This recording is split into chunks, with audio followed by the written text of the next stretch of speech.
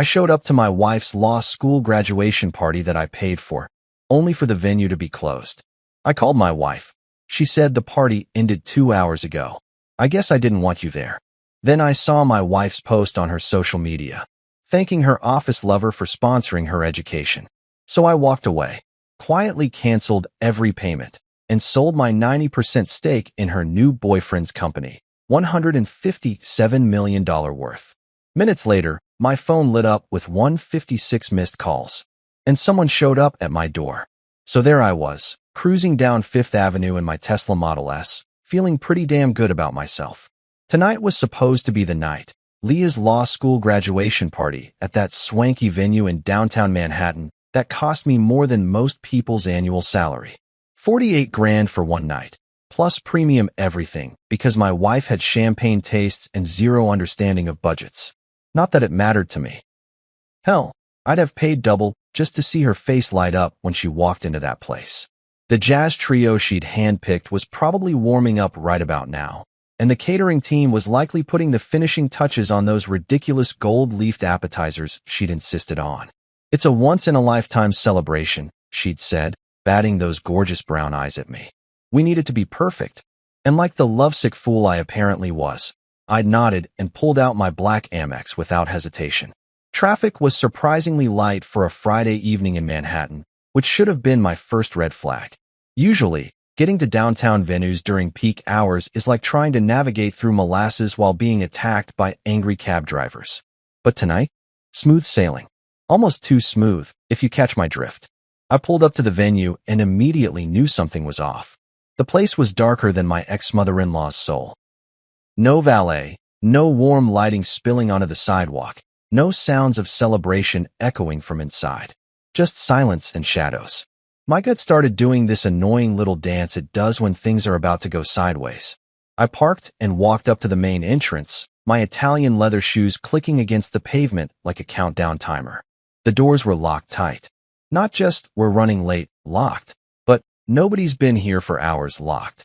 I pressed my face against the glass, cupping my hands to block out the streetlight glare.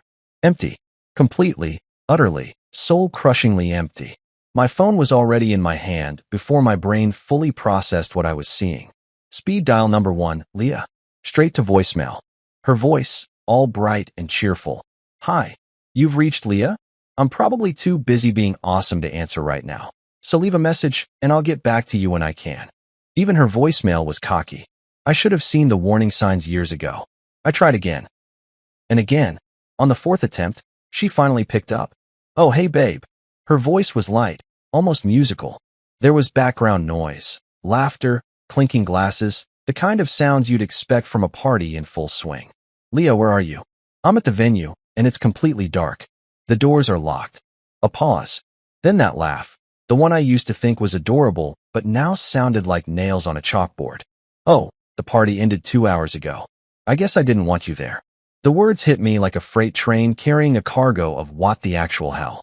"What do you mean you didn't want me there? I paid for the entire thing." "I know, and it was beautiful. Everyone had such a wonderful time. The jazz trio was perfect, by the way. Great choice." Her voice was so casual, so matter-of-fact, like she was discussing the weather or commenting on a nice restaurant meal. "Leah, this is insane. You can't just..." Click. She hung up on me. Actually hung up. Like I was some telemarketer trying to sell her extended warranty coverage on a car she didn't own. I stood there on the sidewalk, staring at my phone like it had personally betrayed me. Cars were whooshing by. People were walking past with their Friday night plans, and the city was humming along like nothing had happened. But my world had just tilted off its axis. That's when I made my second mistake of the evening. I opened Instagram. There it was, posted just 45 minutes ago. Leah in that champagne gold dress I'd bought her last month from some boutique in Soho that charged more per square inch of fabric than NASA spends on heat shields. She looked absolutely stunning, I'll give her that. Her dark hair was perfectly styled, her makeup was flawless, and she was glowing with happiness. She was also kissing Dominic Kane. Dominic fucking Kane. Her senior partner at the law firm, the guy she'd talked about constantly for months. Oh, Dominic thinks this, and Dominic suggested that, and Dominic is such a brilliant legal mind. I'd started calling him Dominic this, Dominic that in my head months ago, because his name came up in every damn conversation. But here's the real kicker, the caption under the photo. Couldn't have done it without you. My sponsor through law school, Red Heart. My sponsor. My fucking sponsor. I'd paid every penny of her tuition for 3 years. I'd covered her rent, her car payments, her shopping sprees, her girls' trips to Miami and Napa Valley. I'd been her walking ATM for our entire relationship, and she was thanking Dominic for sponsoring her through law school, the guy who'd probably never paid for anything more expensive than her Starbucks order. My grip on the phone tightened until I could hear the case creaking. The blood was rushing in my ears, and for a second I thought I might actually pass out right there on the sidewalk. This wasn't just betrayal. This was humiliation served ice cold with a side of public embarrassment. Everyone who mattered to her had been at that party. Her law school friends, her colleagues, probably half the legal community in Manhattan. And they all thought Dominic was her sugar daddy. The comments were already rolling in. Heart eye emojis, congratulations, people tagging their friends to come see the gorgeous couple. One comment made my stomach drop even further. Finally, we were wondering when you two would make it official. You're perfect together. Finally, they've been wondering? How long had this been going on? I scrolled through more photos from the party. There was Leah giving her speech, the speech I'd helped her write, by the way, thanking everyone for their support. There was the cake-cutting ceremony with that ridiculously expensive custom cake I'd ordered from that fancy bakery in Brooklyn. There were group shots of her law school friends, candid photos of the jazz trio playing, pictures of people dancing and laughing and having the time of their lives. At my expense, literally. And in every single photo where couples appeared, there was Leah with Dominic. His arm around her waist, her hand on his chest, both of them looking like they'd stepped out of some romantic movie about successful young lawyers falling in love over case files and late-night coffee runs. I turned away from the locked venue without another word. There was nothing left to say, nothing left to see. The party was over, in more ways than one. Walking back to my car, I felt something shift inside me. The hurt was still there, raw and burning, but underneath it was something colder. Something calculating. Leah thought she was so clever, pulling off this little switcheroo. She thought she could just erase me from her success story and replace me with her new boyfriend like I was some inconvenient footnote in her biography. But here's what my dear wife didn't know, and what was about to become very, very important. I don't just throw money around randomly. Every dollar I spend, every investment I make, every financial decision that affects my life gets documented, tracked, and recorded with the precision of a Swiss watchmaker. And Dominic Kane? Well, let's just say that our connection ran a lot deeper than Leah realized. The drive back to my apartment was a blur of red lights and rage-induced tunnel vision. I barely remember navigating through Manhattan traffic, which is saying something, because usually driving in this city requires the focus of a neurosurgeon and the patience of a monk. But tonight, I could have been driving blindfolded through a demolition derby, and I wouldn't have noticed. My building's doorman, Carlos, gave me his usual friendly wave, but I could see the concern creep across his face when he got a good look at me. Evening, Mr. Thompson. Everything all right. Just peachy, Carlos. Living the dream. My voice came out flat, emotionless. Even I could hear how dead I sounded. The elevator ride to the 30th floor felt like it took forever. I caught my reflection in the polished steel doors and almost didn't recognize myself. My usually perfect hair was disheveled from running my hands through it. My tie was crooked, and my eyes had this hollow look that reminded me of those shell-shocked soldiers you see in war documentaries. But as soon as I walked through my front door and saw my apartment, my apartment, the one I'd bought and paid for and decorated according to my own damn taste, something inside me started to solidify. This wasn't over. Not by a long shot. The place was exactly as I'd left it this morning. Immaculate, organized, and completely under my control. Floor-to-ceiling windows offered a breathtaking view of Central Park, where the city lights twinkled like expensive jewelry scattered across black velvet. The modern furniture was all clean lines and quality materials. None of that fussy antique stuff Leah had been pushing for. It would add character, she'd said. Yeah, well, turns out she was the one lacking character. I poured myself 3 fingers of Macallan 25, the good stuff I usually save for closing major deals, and headed straight for my home office. This room was my sanctuary, my fortress of solitude, my command center. Everything in here was exactly where it should be, arranged with the kind of obsessive precision that had made me successful in the first place. The desk was a thing of beauty, reclaimed walnut from some 19th century barn in Vermont, custom built by a guy in Brooklyn who charged more per square foot than most Manhattan apartments. My laptop sat open in the exact center, flanked by two matching monitors and a sound system that cost more than most people's cars. The bookshelf held my collection of business biographies, investment guides, and legal texts that I actually read, unlike some people who just posed with them for Instagram photos. But the real star of the show was sitting in the bottom drawer of my desk, locked away like the precious thing it was, my black leather primary assets binder. I pulled it out and set it on the desk with the reverence usually reserved for religious artifacts.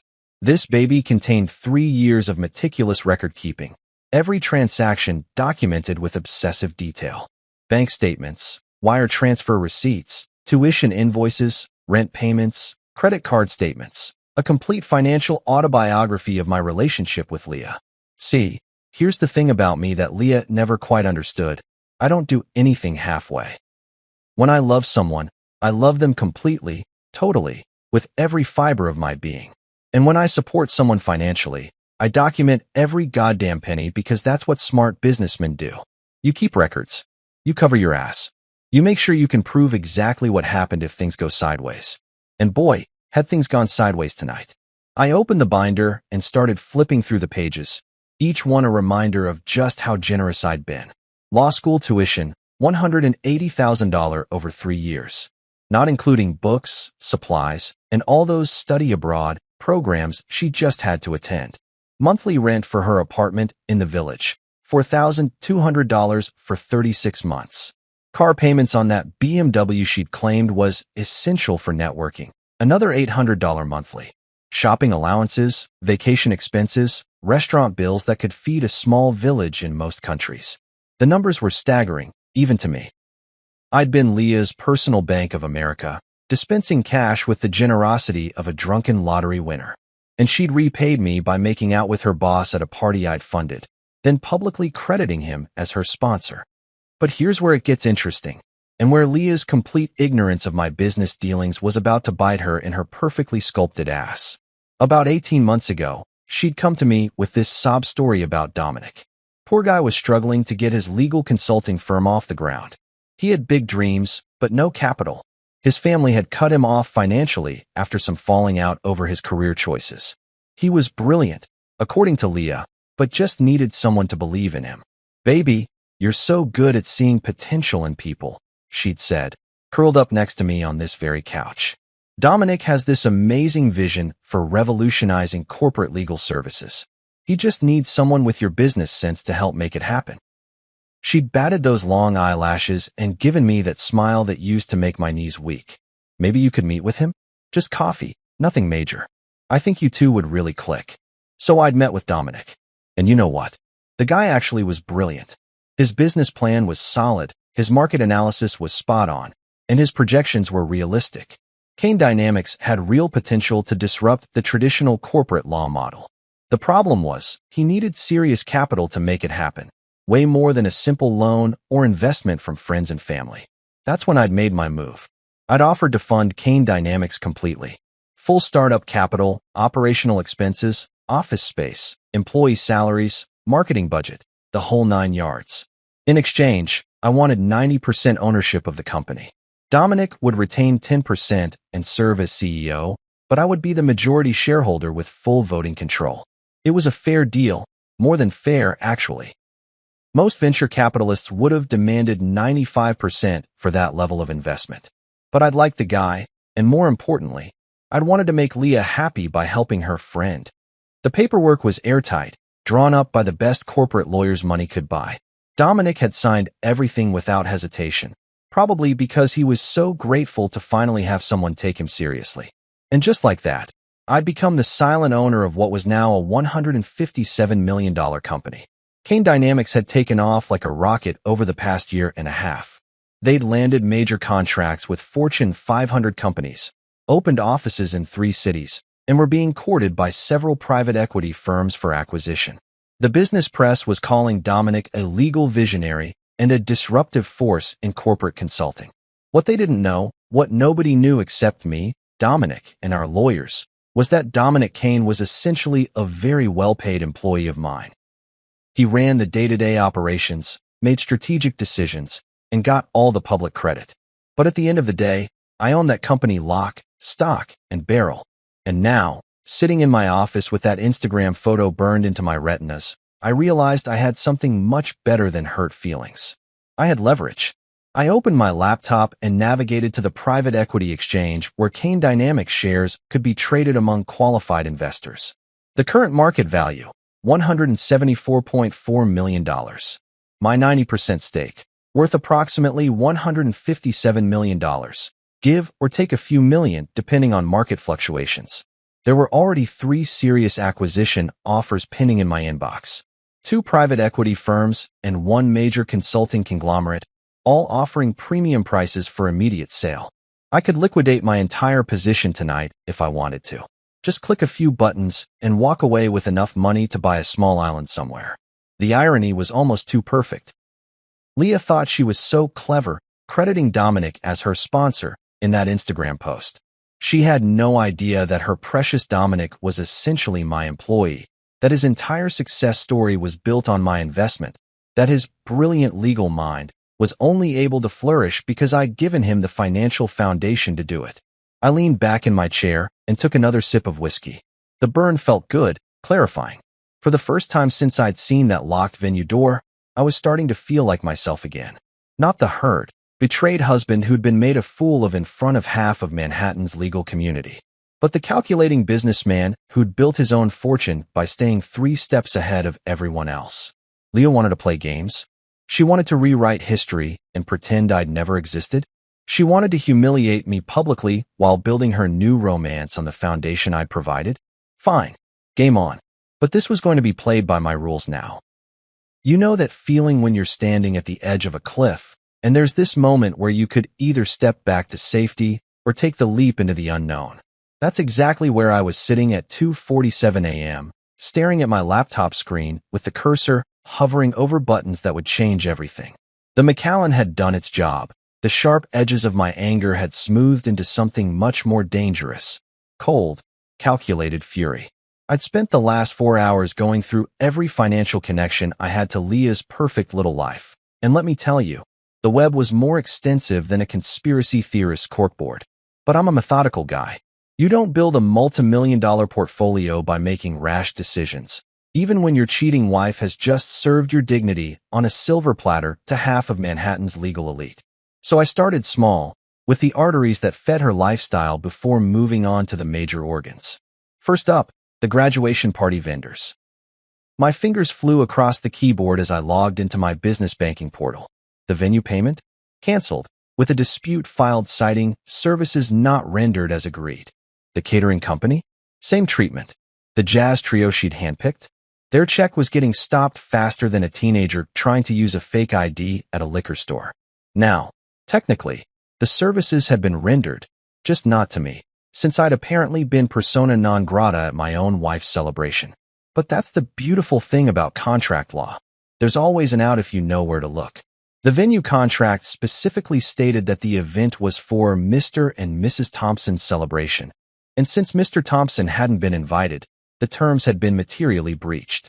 I could practically hear the phone calls that would be happening in a few hours. Venue managers scrambling to explain to their bosses why they'd hosted a party without getting paid. Caterers wondering how they were going to explain the bounced check to their suppliers. The jazz trio probably wouldn't even notice until they tried to deposit their payment next week. But when they did, it was going to be a fun conversation. Next on the chopping block, Leah's corporate American Express card. This one was particularly satisfying because I'd set it up as an authorized user account under my primary business credit line. The monthly limit was $15,000, which she routinely maxed out on everything from designer shoes to those ridiculous $200 facials she claimed were essential for professional networking. With a few C, her Uber account was linked to that card. Her seamless orders, her Amazon Prime shopping sprees, her monthly subscription to that boutique gym in Soho where she did more socializing than working out. All of it was about to come to a screeching halt the next time she tried to make a purchase. Then came the big one, her final semester tuition reimbursement. See, here's something most people don't know about law school financing. A lot of students pay their final semester tuition up front and then apply for various reimbursements and grants after graduation. It's like getting a tax refund, except the check is usually around $35,000, and it comes from the school's financial aid office rather than the IRS. Leah's reimbursement had been processed yesterday. I'd gotten the notification email while I was driving to the party venue. $37,000 for $112, direct deposited into the joint checking account I'd set up for her education expenses. The same account where I was listed as the primary holder. I transferred every penny back to my personal account and then closed the joint account entirely. The transaction history would show exactly what had happened, but by the time Leah figured it out, the money would be long gone and the account would be a memory. But that was all just foreplay. The main event was Kane Dynamics. I pulled up the private equity exchange again and stared at the numbers. The company I'd built, because let's be honest, that's exactly what I'd done, was valued at $174.4 million as of market close. My 90% stake was worth more than some small country's GDP. And sitting in my inbox were 3 acquisition offers that would turn my investment into enough cash to retire tomorrow if I wanted to. The first offer was from Meridian Capital, a Boston-based private equity firm that specialized in legal service acquisitions. They were offering $180 million for a complete buyout, which represented a 3.2% premium over current market value. Not bad, but not spectacular. The second offer came from Goldman Sachs' private wealth division, representing an unnamed client who wanted to acquire Kane Dynamics as part of a larger legal services consolidation play. Their offer was $185 million, plus a potential earn-out clause that could push the total to $200 million if certain performance metrics were met over the next 2 years.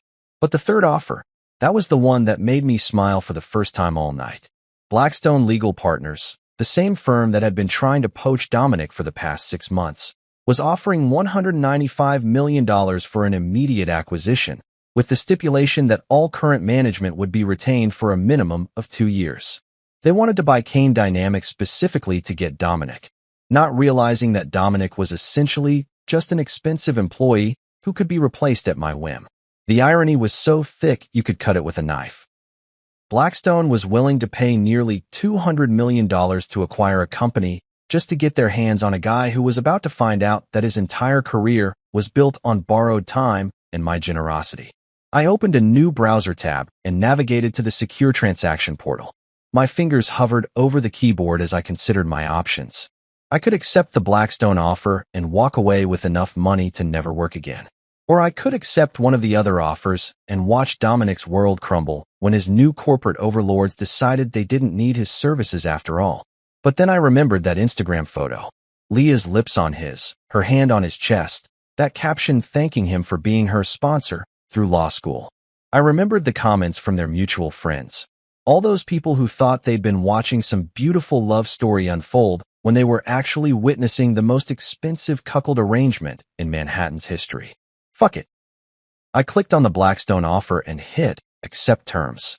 The transaction would take 48 hours to fully process, but my shares were now locked in at $195 million. By Monday morning, I would no longer own Kane Dynamics, and Dominic would be working for people who'd paid a premium price for a company they thought he controlled. The beautiful part was that Dominic would probably never know what hit him. He'd wake up Monday morning thinking he was still the visionary CEO of his successful consulting firm. He'd grab his usual coffee from that pretentious place on the corner, check his stock options portfolio, and probably text Leah some cute message about their bright future together. Instead, he'd walk into his office to find representatives from Blackstone waiting to explain the new corporate structure. They'd be polite about it, professional, but the message would be clear. Kane Dynamics was under new management, and Dominic's role was about to be evaluated for optimal strategic fit. In corporate speak, that translates to, "We paid $195 million for your company because we thought you were indispensable, but now that we own you, we're going to figure out whether you're actually worth keeping around."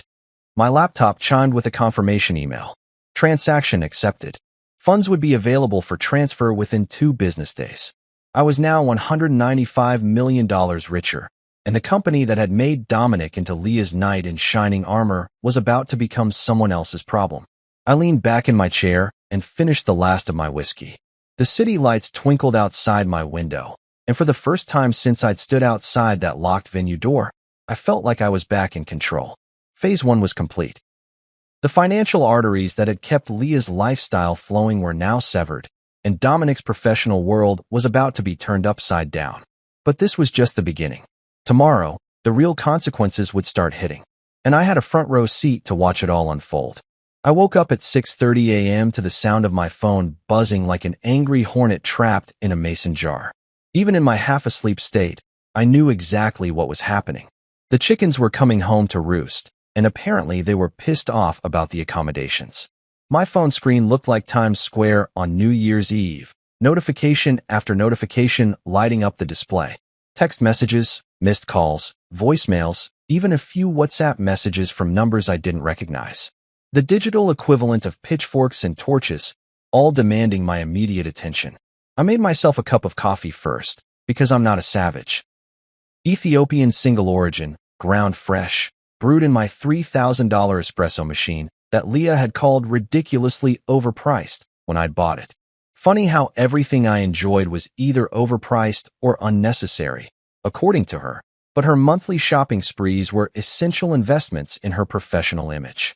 The coffee was perfect, rich, smooth, with just enough caffeine to prepare me for whatever shitstorm was waiting in my inbox.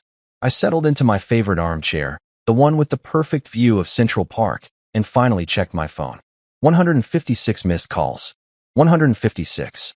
I hadn't seen numbers like that since the 2008 financial crisis, when half my clients were calling to either panic sell everything or beg me to perform some kind of investment miracle that would save their retirement funds. The text messages were even better.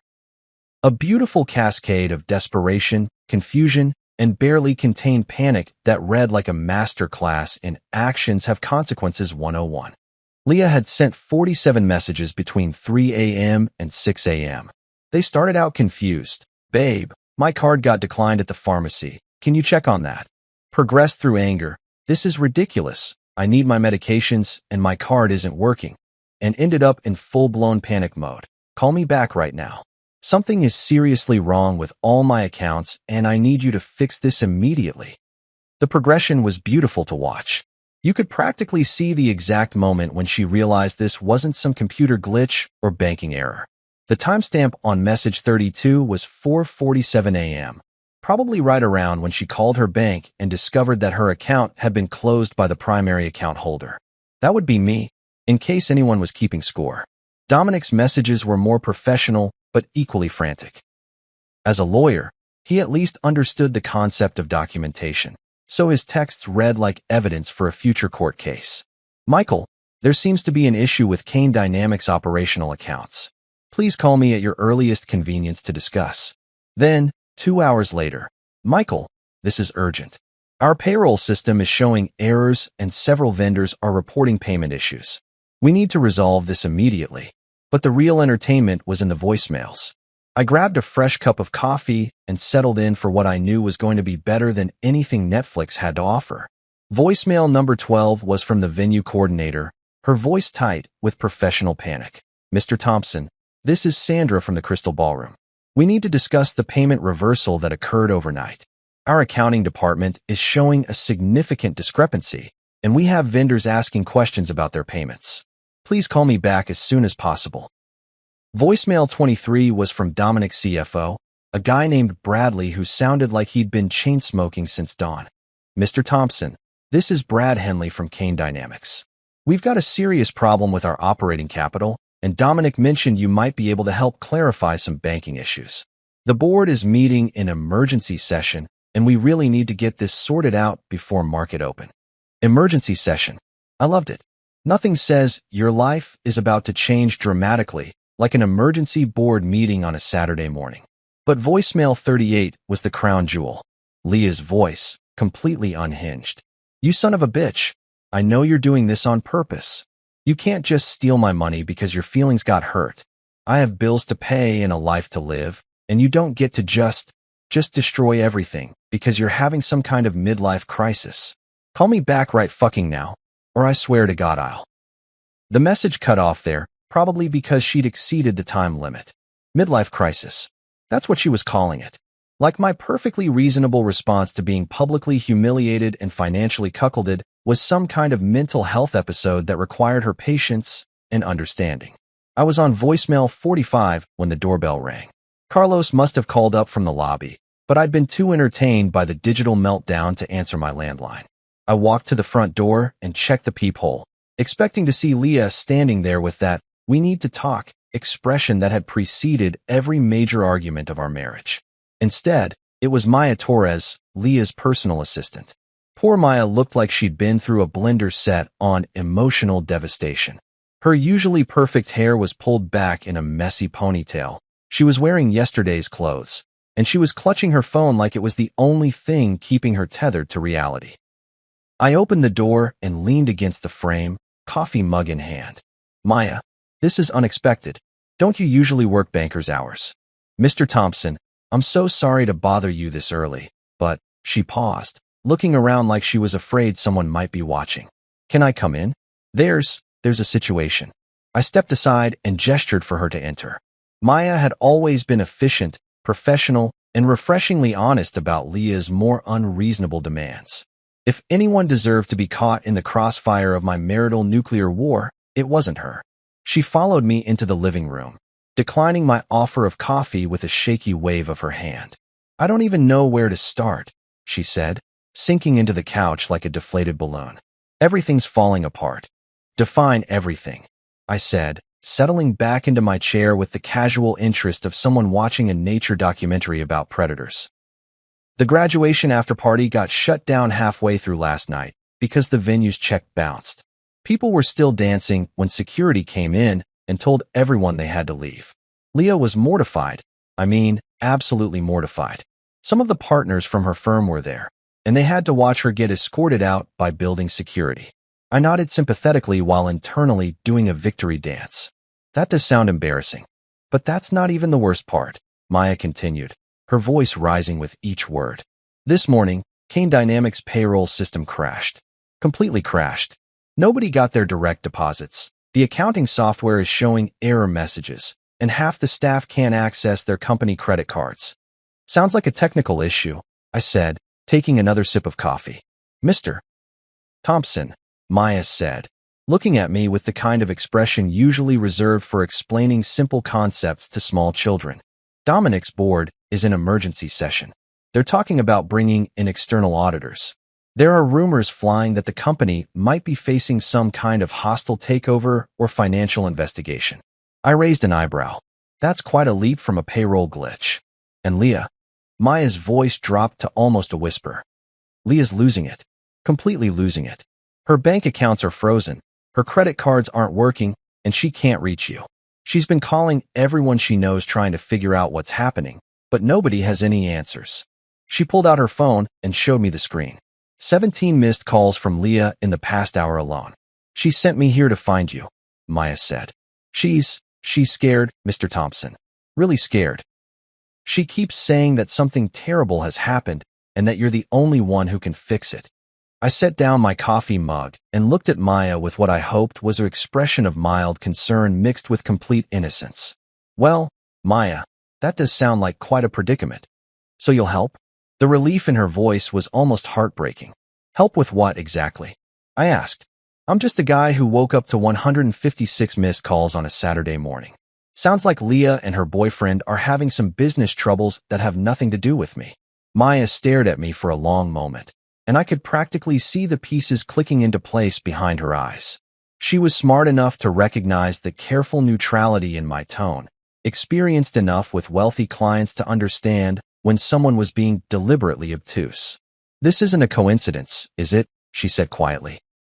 "Maya," I said, standing up and walking toward the front door, "I think you should probably get back to work. Sounds like your boss is going to need all the help she can get today." After Maya left looking like someone had just explained quantum physics to her using interpretive dance, I poured myself another cup of coffee and settled in at my desk. The morning entertainment had been delicious, but now it was time to get down to business. Real business. The kind that required letterhead, legal precision, and the sort of terms that would make corporate lawyers weep with admiration. I pulled out a sheet of my personal stationery. Heavy cream paper with my name embossed in dark blue ink. The kind of formal correspondence that screams, "This person means business," before you even read the first word. Some people might call it pretentious. I called it setting the proper tone for negotiations. The funny thing about ultimatums is that most people deliver them wrong. They get emotional, start yelling, make threats they can't back up. But a truly effective ultimatum should read like a business contract, because that's exactly what it is. A contract where one party holds all the cards and the other party gets to choose between accepting terrible terms or facing even worse consequences. I cracked my knuckles and started typing. After 15 years of drafting investment agreements and acquisition terms, I knew exactly how to structure this particular document. 2. Leah Thompson and Dominic Kane. From Michael Thompson. Re. Terms for resolution of current financial disruptions. Date. Today's date.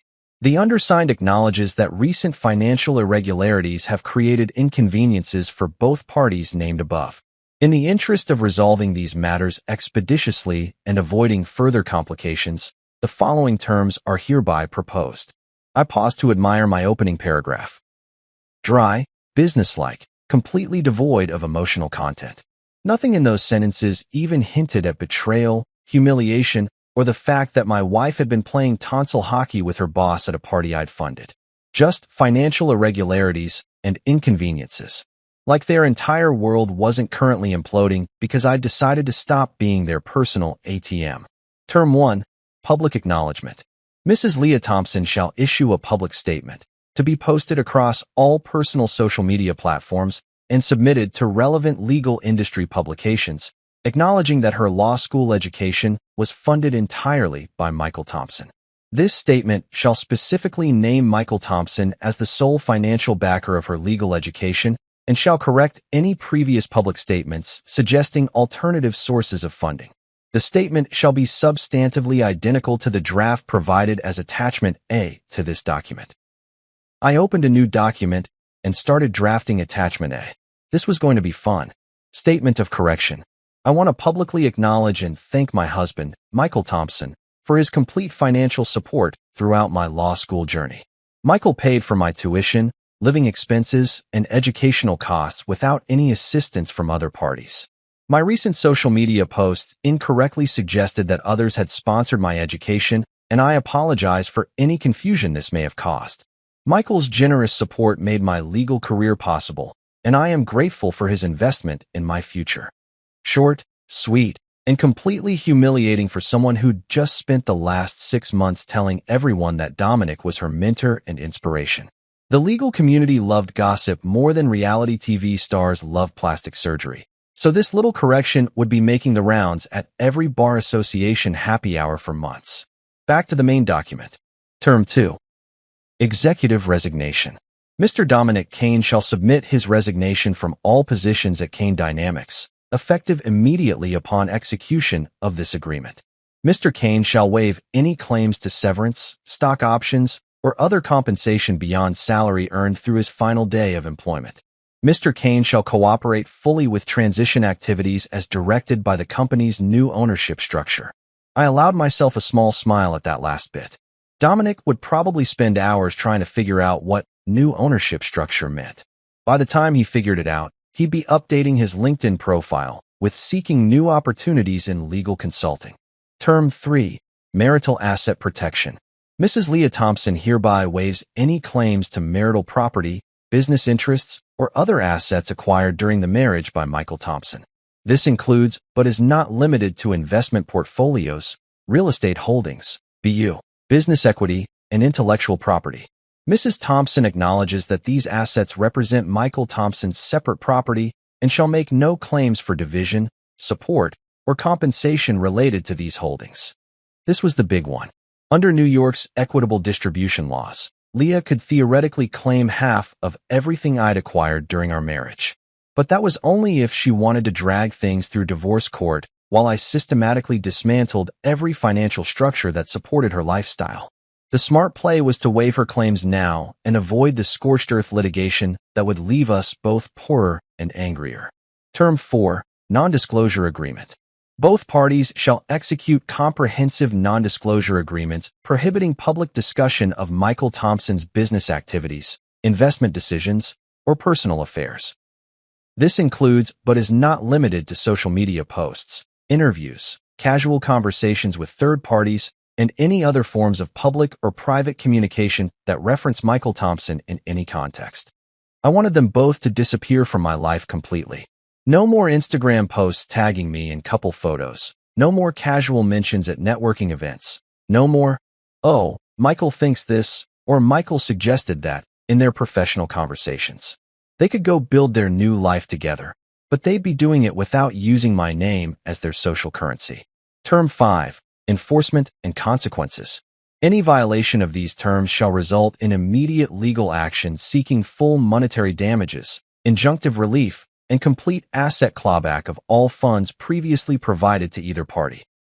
Michael Thompson reserves the right to pursue all available legal remedies, including but not limited to civil litigation, asset forfeiture proceedings, and criminal referrals where applicable. The stick to go with the carrot, in other words, play by my rules, or I'd spend the next 5 years and a significant portion of my considerable wealth making their lives a legal nightmare that would make Dante's Inferno look like a spa vacation. I printed the document on my personal letterhead, then printed a second copy for my records. The terms were harsh but fair, or at least, they were as fair as I was feeling toward a cheating wife and her boyfriend who'd been living off my generosity while planning their romantic future together. The beauty of this approach was its simplicity. Leah and Dominic could sign the papers and move on with their lives, or they could refuse and watch as their current financial catastrophe became a permanent state of affairs. I wasn't asking for anything unreasonable, just public acknowledgement of reality, professional consequences for Dominic's poor judgment, and legal protection for my own assets. I folded the documents carefully and placed them in a manila envelope along with a cover letter explaining that they had 24 hours to respond. Not to negotiate, not to propose counteroffers, but to respond with either signed agreements or a clear indication that they preferred to handle this matter through alternative means. Alternative means, in this context, being the legal equivalent of a nuclear winter that would leave both of them professionally and financially radioactive for years to come. Maya was probably still somewhere in the building, either hiding in the lobby or pacing around outside, trying to figure out how to report back to Leah without becoming the messenger who gets shot. I called down to Carlos and asked him to find her and have her come back up. She knocked on my door 15 minutes later, looking even more frazzled than when she'd left. "Mr. Thompson? Carlos said you wanted to see me again." I handed her the envelope. "I need you to deliver this to Leah in person. Not by email, not by text, not left with a doorman or assistant. Hand-delivered, with confirmation that she's read and understood the contents." Maya took the envelope like it might explode in her hands. "What is it?" "A solution to her current problems," I said, "along with some very reasonable terms for resolving this situation. She has 24 hours to respond. And if she doesn't respond?"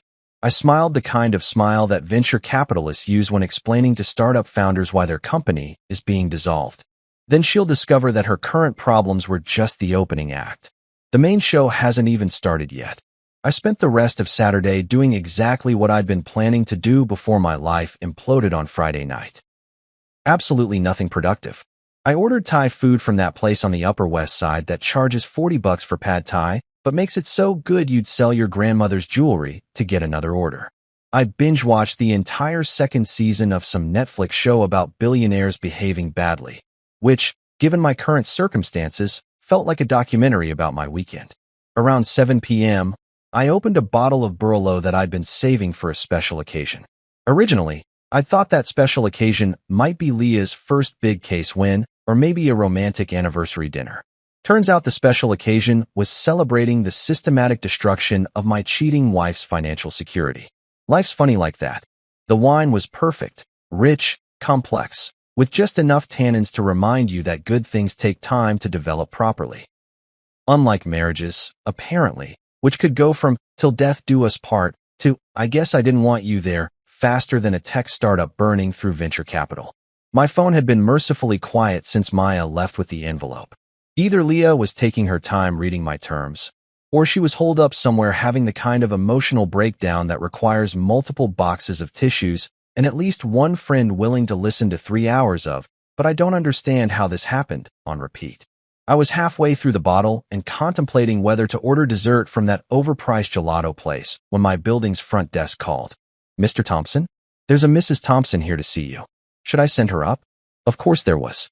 I'd been wondering when she'd finally work up the courage to face me directly instead of sending her assistant to do reconnaissance missions. "Send her up, Carlos." "Thanks." I didn't bother changing clothes or tidying up the apartment. If Leah wanted to have this conversation, we were going to have it on my terms, in my space, with me holding all the cards. Besides, she'd seen me in sweatpants and a Harvard Business School t-shirt before. Though admittedly, those previous occasions hadn't involved me systematically dismantling her entire financial support structure. The knock on my door came exactly 4 minutes later, just enough time for the elevator ride, and a brief moment of hesitation in the hallway while she worked up her nerve. I opened the door and got my first look at my wife since she'd decided to credit her boyfriend as her law school sponsor. She looked like absolute hell. Her usually perfect hair was hanging loose and unwashed, with the kind of greasy limpness that comes from spending too much time lying in bed staring at the ceiling. The designer makeup she never left the apartment without was completely absent, leaving her face pale and puffy around the eyes. She was still wearing yesterday's clothes. That same champagne gold dress from the Instagram photo, except now it was wrinkled and stained with what looked like coffee or wine or possibly tears. "Can I come in?" she asked, her voice barely above a whisper. I stepped aside without saying anything. What was there to say? "Welcome to the consequences of your actions. Gee, you look like someone who just discovered that financial security isn't guaranteed. Sometimes silence is more devastating than any clever comeback." She walked into the living room like someone navigating a minefield, glancing around at the apartment she'd lived in for 3 years as if she'd never seen it before. Maybe she was finally noticing that every piece of furniture, every piece of art, every expensive gadget had been bought with my money. Or maybe she was just trying to figure out how to start a conversation with the husband she'd publicly humiliated less than 24 hours ago. "I got your document," she said, sinking onto the couch where she'd cuddled with me countless times while planning our future together. Back when I'd thought our future involved growing old together instead of growing apart via Instagram posts. "I figured you had, considering you're here instead of at Dominic's place." I stayed standing, leaning against the window with my wine glass. Power dynamics matter in negotiations, and I wanted her looking up at me for this conversation. "Michael, I need you to understand something." She was using her lawyer voice, the calm, reasonable tone she'd practiced for closing arguments and client meetings. "What happened at the party? It wasn't supposed to hurt you." I nearly choked on my wine. "It wasn't supposed to hurt me? You threw a graduation party that I paid for, didn't invite me, made out with your boss in front of everyone we know, and then publicly credited him for funding your education. But somehow this wasn't supposed to hurt me. I just..." She paused, running her hands through her unwashed hair. "I didn't want you there with my friends." "Your friends." I repeated the words like I was trying to understand a foreign language. "The same friends who've been eating at restaurants I paid for, drinking wine I bought, celebrating your accomplishments that I funded?" "It's not like that." "Then explain to me what it is like, Leah. Because from where I'm standing, it looks like you've been running a 3-year con where you let me pay for your entire life while you planned your exit strategy with Dominic." She stood up abruptly, pacing toward the kitchen like a caged animal. "You don't understand the pressure I was under. Do you know what it's like being the wife who can't afford anything on her own? Having everyone know that my husband pays for everything? So your solution was to pretend that your boyfriend pays for everything instead? He's not my boyfriend." The words came out sharp and defensive. "Dominic and I. It's complicated." I laughed, and even I could hear how cold it sounded. "Complicated. Right. That's what we're calling it when you stick your tongue down someone's throat at a party and thank them for sponsoring your education." She stopped pacing and turned to face me. "I made a mistake, okay? I got caught up in the moment, and I said something stupid on Instagram. But that doesn't mean you get to destroy my entire life." "Destroy your life?" I set down my wine glass and walked toward her. "Leah, I didn't destroy anything. I just stopped paying for it." There's a difference. You cancel my credit cards. You close my bank accounts. She gestured wildly around the apartment. You've turned off everything. I can't even buy groceries. Welcome to adulthood, I said. Most people actually have to earn money before they can spend it. Revolutionary concept, I know. Her face crumpled, and for a moment I saw a flash of the woman I'd fallen in love with 4 years ago. Vulnerable, uncertain, human. Then she straightened up, and the lawyer mask slipped back into place. Those terms you sent me, she said. They're ridiculous. You can't expect me to publicly humiliate myself just because you're having some kind of what? I interrupted. Some kind of reasonable response to being betrayed and humiliated? Some kind of natural reaction to discovering that my wife has been planning her future with another man while I pay all the bills. I never planned anything with Dominic. Really? Because that Instagram post sure made it sound like you two have been quite the team. Couldn't have done it without you, my sponsor through law school. Heart emoji. Pretty clear messaging there, counselor. She was crying now, ugly tears that streaked down her cheeks and dripped onto that champagne gold dress. I felt overshadowed by you. Like I couldn't have any success that was really mine. Like everything I accomplished was just because of your money. And so you decided to give the credit to Dominic instead. I didn't mean for it to happen like this. But it did happen like this. I walked back to the window, looking out at the city lights that sparkled like scattered diamonds. You made choices, Leah. You chose not to invite me to your party. You chose to kiss Dominic in front of everyone. You chose to thank him publicly for something I paid for. And now you get to live with the consequences of those choices. She followed me to the window, standing close enough that I could smell her perfume mixed with the scent of desperation and regret. Michael, please. I know I screwed up, but we can fix this. We can go to counseling. We can work through this together. You don't have to burn everything down. I turned to look at her, this woman I'd loved enough to support completely, to invest in totally, to trust with my heart and my wallet. Those terms in the envelope aren't negotiable, Leah. You sign them, or you learn what life looks like when I'm not subsidizing it. And if I sign them, what then? Then you and Dominic can build whatever life you want together. Just not with my money, and not with my name attached to your success story. She stared at me for a long moment, probably trying to figure out if I was bluffing. I wasn't. The old Michael, the one who'd believed in love and partnership and building a life together, had died somewhere between that locked venue door and that Instagram post. The new Michael was a businessman first, and businessmen don't make deals with people who've already proven they can't be trusted. 24 hours, I said quietly. Sign the papers, or find out what the alternative looks like. Monday morning arrived with the kind of crisp autumn air that makes Manhattan feel like the center of the universe. I chose my outfit carefully, navy Tom Ford suit, Italian leather shoes that cost more than most people's rent, and a tie that whispered, I own this room, without having to shout about it. Today wasn't just about business. It was about making a statement that would echo through the financial district for months. The Kane Dynamics building on Park Avenue was one of those gleaming glass towers that screamed, "We've made it," to anyone walking by. 47 stories of steel and ambition, with Dominic's company occupying the entire 32nd floor. I'd been here exactly once before, about 6 months ago, when Dominic had insisted on giving me a tour of our expanding empire. Our empire. If he only knew. I walked through the lobby like I owned the place, which, until about 18 hours ago, I basically did. The security guard recognized me and waved me through without the usual visitor badge nonsense. Poor guy probably had no idea that the friendly investor he'd been greeting for the past year and a half had just sold the company out from under everyone's feet. The elevator ride to the 32nd floor gave me time to appreciate the irony of the situation. When I'd first invested in Kane Dynamics, Dominic had been working out of a WeWork space in Brooklyn, sharing a conference room with a startup that made artisanal dog treats and another company that was trying to revolutionize the sock industry.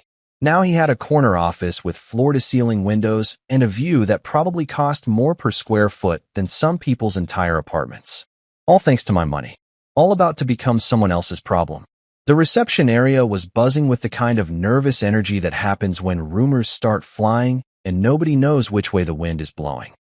I could see clusters of employees having hushed conversations by the coffee machine, and at least 3 people were frantically typing on their phones like they were texting their resumes to headhunters. Mr. Thompson, the receptionist, a young woman named Jessica who'd always been unfailingly polite, looked relieved to see me. Thank goodness you're here. Mr. Kane has been trying to reach you all weekend. I'm sure he has, I said, checking my watch. Is the board meeting still happening? Yes, sir. Conference room A. They've been in there since 7 this morning. 7 a.m. on a Monday. That was desperation time.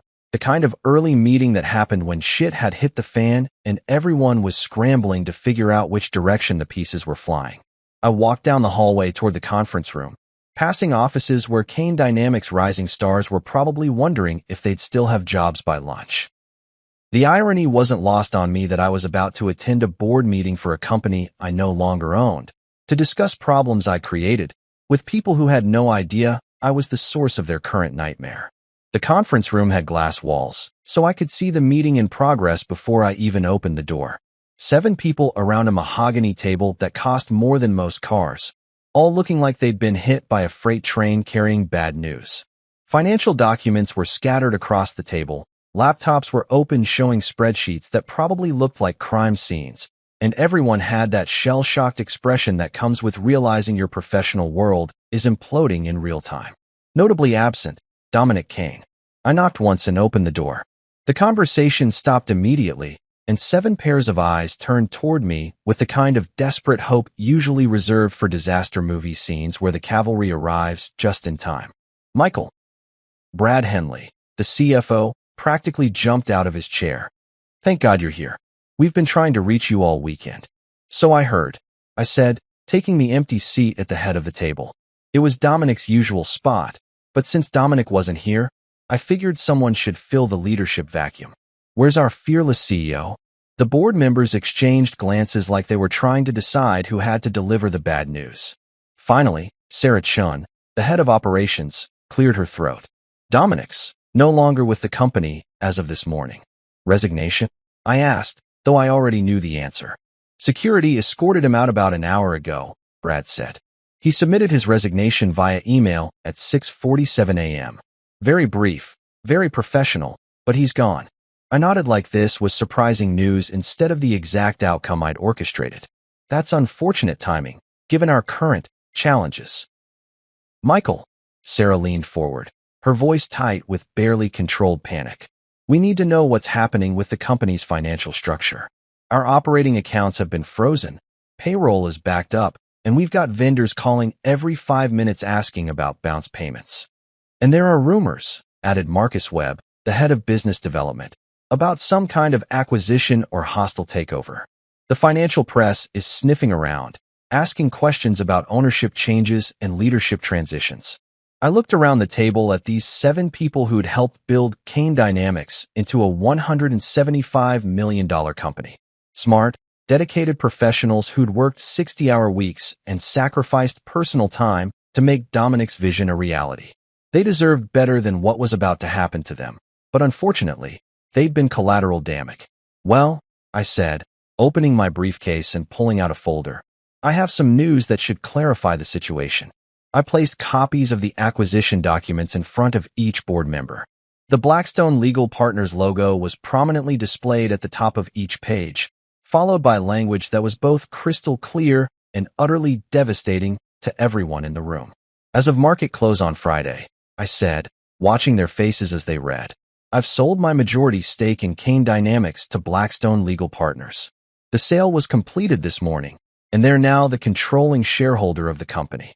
The silence that followed was the kind of complete, profound quiet that happens when a room full of intelligent people realizes that their entire professional universe has just been rewritten without their input or consent. Brad was the first to find his voice. Your majority stake? Michael, you own less than 15% of the company. I smiled the kind of smile that venture capitalists use when explaining to entrepreneurs why their company is being dissolved. Actually, Brad, I owned 90% of Kane Dynamics. Dominic held 10% and served as CEO, but I've been the majority shareholder since day one. Sarah's face had gone completely white. That's impossible. Dominic founded this company. He built it from nothing. Dominic had the vision, I said. I had the capital. 90% of the startup funding, 90% of the operational investment, 90% of the expansion capital, all of it came from my personal portfolio. In exchange, I received 90% ownership. It's all documented in the original incorporation papers, if you'd like to review them. Marcus was frantically scrolling through his phone, probably pulling up the corporate filings that he should have read more carefully 18 months ago. But why? Why would you sell the Blackstone? We're profitable, we're growing, we just landed the Morrison Industries contract. Because, I interrupted, my priorities have changed. I'm divesting from certain business relationships that no longer align with my personal interests. The euphemism hung in the air like smoke from a fired gun. These people weren't stupid. They could probably guess that my sudden decision to sell had something to do with the mysterious personnel changes and Dominic's abrupt departure. But they'd never know the full story. They'd never know about the graduation party, the Instagram post, or the fact that their former CEO had been playing house with my wife while I funded his professional dreams. "What does this mean for us?" asked Jennifer Walsh, the head of legal affairs, in the kind of voice people use when they already know the answer but hope they're wrong. "Blackstone's representatives will be here this afternoon," I said, checking my watch. "They'll be conducting individual meetings with all senior staff to assess the current organizational structure and determine optimal strategic alignment going forward." In corporate speak, that translated to, they're going to fire half of you and restructure the rest of the company according to their own vision. They paid a premium for Kane Dynamics because they believed they were acquiring Dominic's leadership and vision, I continued. Now that Dominic's no longer part of the equation, they'll need to reevaluate whether the company still meets their investment criteria. Brad's hands were shaking as he set down the acquisition documents. "Michael, this company employs 47 people. Some of them have families, mortgages, kids in college. You can't just..." "I can, and I did," I said, standing up and closing my briefcase. Blackstone Legal Partners is a reputable firm with extensive experience in corporate restructuring. I'm confident they'll make decisions that are in the best interests of their investment. Which was a polite way of saying, not my problem anymore. I walked toward the door, then paused and turned back to face the room full of shell-shocked executives. "For what it's worth, you're all talented professionals. I'm sure you'll land on your feet, regardless of what Blackstone decides." Then I left them there to contemplate the smoking crater where their careers used to be. 2 weeks later, I was standing in a converted warehouse in Brooklyn, watching a 27-year-old coding prodigy explain why her legal tech startup was going to revolutionize how law firms handle research. The irony wasn't lost on me that I was back in the borough where Dominic had started Kane Dynamics, except this time I was looking at something that actually deserved my investment. The space was nothing like Kane Dynamics' polished Park Avenue offices. Exposed brick walls, concrete floors, and the kind of industrial lighting that made everything look like a hipster coffee shop. But there was energy here, the kind of focused intensity that happens when smart people are building something they actually believe in, rather than just trying to impress investors and climb corporate ladders. "The problem with legal research," Ava Lynn was saying, gesturing toward a wall covered in white bards that looked like they'd been attacked by a caffeinated mathematician, "is that it's still stuck in the 19th century. Lawyers are paying junior associates $300 an hour to do work that artificial intelligence could handle in minutes." I nodded, sipping coffee from a chipped mug that probably came from some thrift store in Williamsburg. The coffee was terrible, bitter, weak, and served at approximately room temperature, but I was more interested in what Ava was saying than the quality of her beverage service. "Show me the demo," I said. Ava's eyes lit up like someone had just offered her unlimited funding and a lifetime supply of Red Bull. She practically bounced over to her laptop, which was connected to a massive monitor that dominated one wall of the workspace. "Okay, so imagine you're working on a complex merger case," she said, her fingers flying across the keyboard. Traditional research would involve sending 3 junior lawyers to spend 40 hours combing through legal databases, precedent cases, and regulatory filings. They'd bill the client $36,000 for work that mostly involves keyword searches and document review. The screen filled with a clean, intuitive interface that looked nothing like the clunky legal databases I'd seen lawyers struggling with for years. "Now watch this," Ava said, typing in a search query that would have taken those junior lawyers days to properly research. Results appeared instantly. Not just a list of cases and statutes, but an organized, weighted analysis of relevant precedents, complete with confidence ratings and strategic recommendations. The AI had sorted through thousands of documents, identified the most relevant materials, and presented them in a format that actually made sense. "This is impressive," I said, and I meant it. I'd seen plenty of tech demos over the years, most of them promising to revolutionize industries that didn't particularly want to be revolutionized. But this was different. This solved a real problem that cost law firms millions of dollars annually. "We're not trying to replace lawyers," Ava continued, clearly warming to her favorite subject. "We're trying to make them more efficient. Instead of spending weeks on research, they can spend their time on strategy, client relationships, actual legal thinking. The stuff that humans are actually good at." I walked around the workspace, taking in the setup. 6 developers working at standing desks that looked like they'd been assembled from IKEA parts and industrial pipe fittings. A conference area made from a reclaimed door balanced on sawhorses. Whiteboards covered with flowcharts, user interface mockups, and what appeared to be a betting pool about which pizza place delivered fastest to their address. This was what a real startup looked like. Lean, focused, built by people who cared more about solving problems than impressing anyone. It reminded me of my own early days, back when I was trading stocks from a studio apartment and living on ramen noodles and stubborn determination. "What's your current funding situation?" I asked. Ava's enthusiasm dimmed slightly. "We've been bootstrapping so far. I had some savings from my previous job at Google, and the team is working for equity until we can afford proper salaries. We've got enough runway for maybe 3 more months. And then..." She shrugged, trying to look casual about the fact that her company was 3 months away from bankruptcy. "Then we either find investors, or we all go back to working for other people's dreams."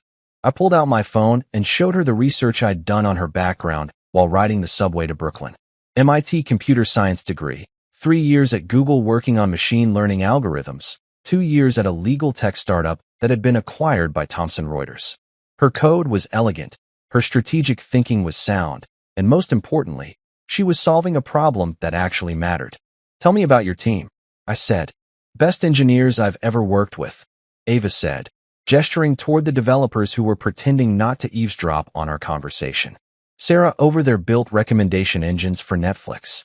Marcus worked on fraud detection algorithms for PayPal. Kim was the lead developer on that document analysis platform that LexisNexis bought for $40 million last year. And they're all working for equity. They believe in what we're building. Everyone here could get jobs at Google or Facebook tomorrow, making twice what I'll be able to pay them for the next 2 years. But they're here because they want to build something that matters. That was the difference between this company and Kane Dynamics. Dominic had been building a consulting firm to feed his own ego and impress people at legal industry cocktail parties. Ava was building something that could actually change how an entire profession operated. "What do you need to scale?" I asked. "Realistically, $10 million would let us hire the team we need, build out our infrastructure, and fund operations for the next 18 months. 15 million would be better. We could expand faster, maybe open a West Coast office, start targeting the really big law firms." I walked back to the whiteboard covered with user interface mockups. The design was clean, intuitive, obviously built by people who understood that lawyers didn't have time to learn complicated software just to do basic research. "Have you talked to potential customers?" "Actual law firms. We've got pilot programs running with 3 mid-sized firms in Manhattan," Ava said. "The feedback has been incredible. Partners are telling us we're saving them 60 to 70% on research costs, and the quality of analysis is actually better than what their junior associates were producing." "Show me the numbers." For the next hour, Ava walked me through financial projections, market analysis, and customer acquisition strategies that were surprisingly sophisticated for a company operating out of a converted warehouse. She'd done her homework. More importantly, she understood both the technical challenges and the business realities of what she was trying to build. The legal industry spends $12 billion annually on research and document review, she said, pulling up a slide that showed market size and growth projections. If we can capture even 2% of that market, we're looking at a $250 million business. I closed my laptop and looked around the workspace one more time. 6 brilliant engineers, working for equity and pizza, building something that could legitimately disrupt a multi-billion-dollar industry. It was exactly the kind of investment opportunity I'd been looking for my entire career. Ava, I said, what if I told you I could write you a check for $15 million right now? 45% equity, board seat, full operational control stays with you. Her face went through approximately 17 different emotions in the span of 3 seconds. Shock, disbelief, excitement, suspicion, and finally, cautious optimism. I'd say you're either the best angel investor in New York or you're running some kind of elaborate scam. I laughed, the first genuine laugh I'd had since that night outside the locked venue. No scam, just a guy who knows a good investment when he sees one. I pulled out my checkbook and started writing. $15 million, payable to Lynn Technologies, LLC. The same amount I'd made in profit from selling Kane Dynamics, reinvested into something that actually deserved to succeed. Welcome to the big leagues, I said, handing her the check. For the first time in 2 weeks, I felt like I was building something instead of destroying it. 3 days after writing that check to Ava, I was sitting in a corner booth at a quiet cafe on the Upper East Side, watching my soon-to-be ex-wife fidget with her coffee cup like it held the secrets to salvaging her reputation. She'd finally agreed to meet. Probably because her credit cards were still frozen and she needed to eat something that didn't come from a food truck. The cafe was one of those understated places that charged $12 for coffee but didn't feel the need to advertise it with neon signs and Instagram-worthy latte art. Just good coffee, comfortable seating, and the kind of acoustic design that let you have private conversations without the entire room listening in. Perfect for what I had planned. Leah looked better than she had during our last encounter, but not by much. She'd managed to shower and change clothes, but there were dark circles under her eyes that makeup couldn't quite hide, and her usually confident posture had been replaced by the hunched shoulders of someone who'd spent the past week discovering that financial independence wasn't just a catchphrase from women's magazines. You look like you've been sleeping, I said, settling into the booth across from her. Some. She wrapped her hands around her coffee mug like it was a life preserver. Michael, I've been thinking about your terms. And they're designed to humiliate me. I stirred sugar into my espresso and considered her statement. They're designed to correct the public record. There's a difference. You want me to publicly admit that you funded my entire education while I thanked someone else for it. That's humiliation. That's honesty. I leaned back against the booth's leather upholstery. You made a choice to rewrite history in that Instagram post. Now you get to choose whether to correct it voluntarily or let other people figure out the truth on their own. She was quiet for a long moment, staring out the cafe's windows at the pedestrians hurrying past on their way to jobs that probably didn't hang in the balance of social media posts and financial revenge schemes. What happened to Dominic? She asked finally. What do you mean? He won't return my calls. His assistant says he's unavailable for the foreseeable future. His LinkedIn profile shows he's seeking new opportunities. What did you do to him? I almost felt bad for her. Almost. She genuinely seemed to believe that Dominic had been some kind of independent success story, a brilliant legal mind who'd built his own empire through talent and determination. The fact that his entire professional existence had been funded by her husband was apparently news to her. I didn't do anything to Dominic, I said. I simply stopped doing things for him. That's cryptic even for you. Kane Dynamics was my company, Leah. 90% ownership, fully documented, completely legal. Dominic was essentially a very well-paid employee who got to play CEO because I liked his business plan. The coffee mug slipped from her hands, clattering against the saucer. That's impossible. The incorporation papers are public record. You're a lawyer. You know how to look these things up. But he built that company from nothing. He was working 18-hour days, making all the strategic decisions, landing all the major clients. With my money.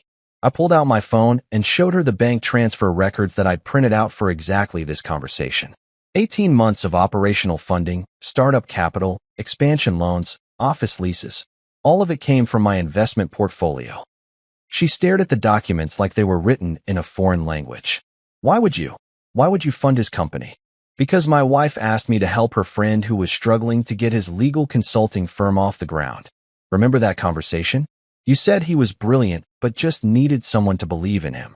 The color drained from her face as the pieces clicked into place. Oh God, So when you thanked him for sponsoring your education, you were essentially thanking him for spending my money on your tuition while I spent my money on his business.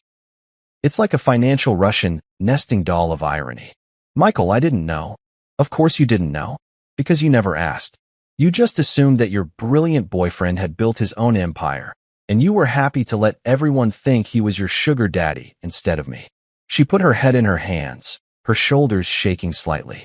I wasn't sure if she was crying or just trying to process the magnitude of how badly she'd miscalculated the situation.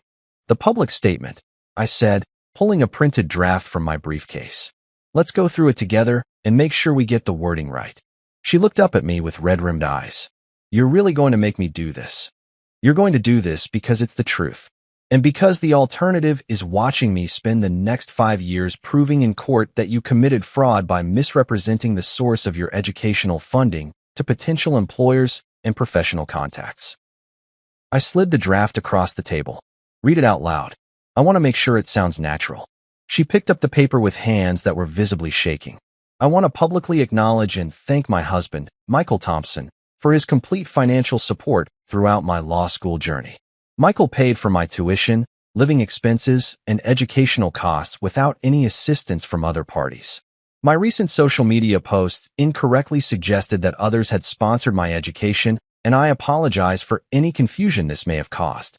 Michael's generous support made my legal career possible, and I am grateful for his investment in my future. Too formal, I said. It sounds like a hostage video. Try again, but make it sound like something you'd actually write. She looked at me like I'd asked her to recite the phone book in Mandarin. How do you want me to make this sound natural? I'm publicly admitting that I lied about who paid for my law school education. You're publicly correcting an error. There's a difference. For the next hour, we went through the statement line by line, adjusting the language until it sounded like something a person might actually post on social media rather than something dictated by a divorce attorney. The final version was shorter, more conversational, but still contained all the key admissions I needed on the record. When does this go live? She asked. Tonight. Instagram, Facebook, LinkedIn, and you're going to email it to the legal industry publications that covered your graduation. Law Journal, American Lawyer, Legal Times, all of them. This is Legal Times, all of them. This is going to destroy my reputation. Your reputation was built on a lie.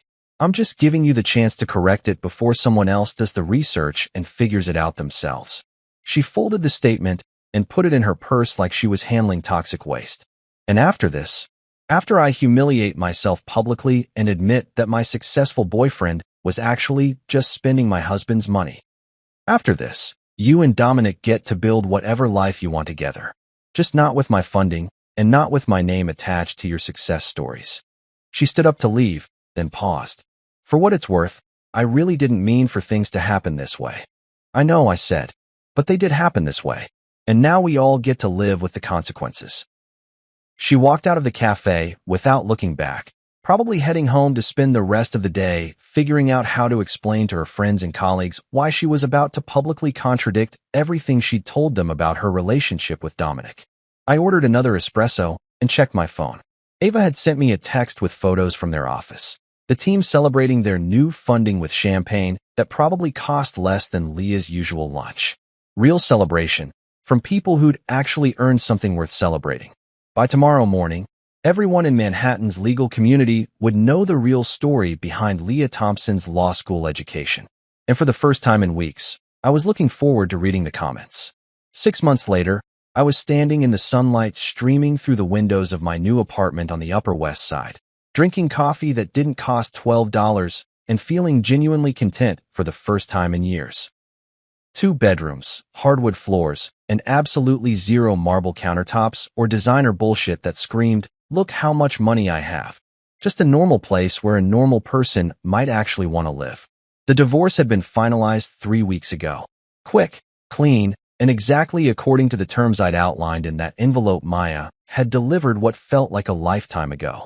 Leah had signed everything without attempting to negotiate, probably because her lawyer had explained in very small words what would happen if she tried to fight a guy who documented every financial transaction with the obsessive precision of a Swiss accountant. She'd moved to Portland, of all places, working for some nonprofit legal aid clinic that helped low-income families with housing disputes. The irony wasn't lost on me that she'd gone from Manhattan corporate law to helping people who actually couldn't afford lawyers. Maybe getting her financial reality check had given her some perspective on what real problems looked like. She'd sent me a letter last month, handwritten, not typed, which was somehow more personal than anything she'd done in the last year of our marriage.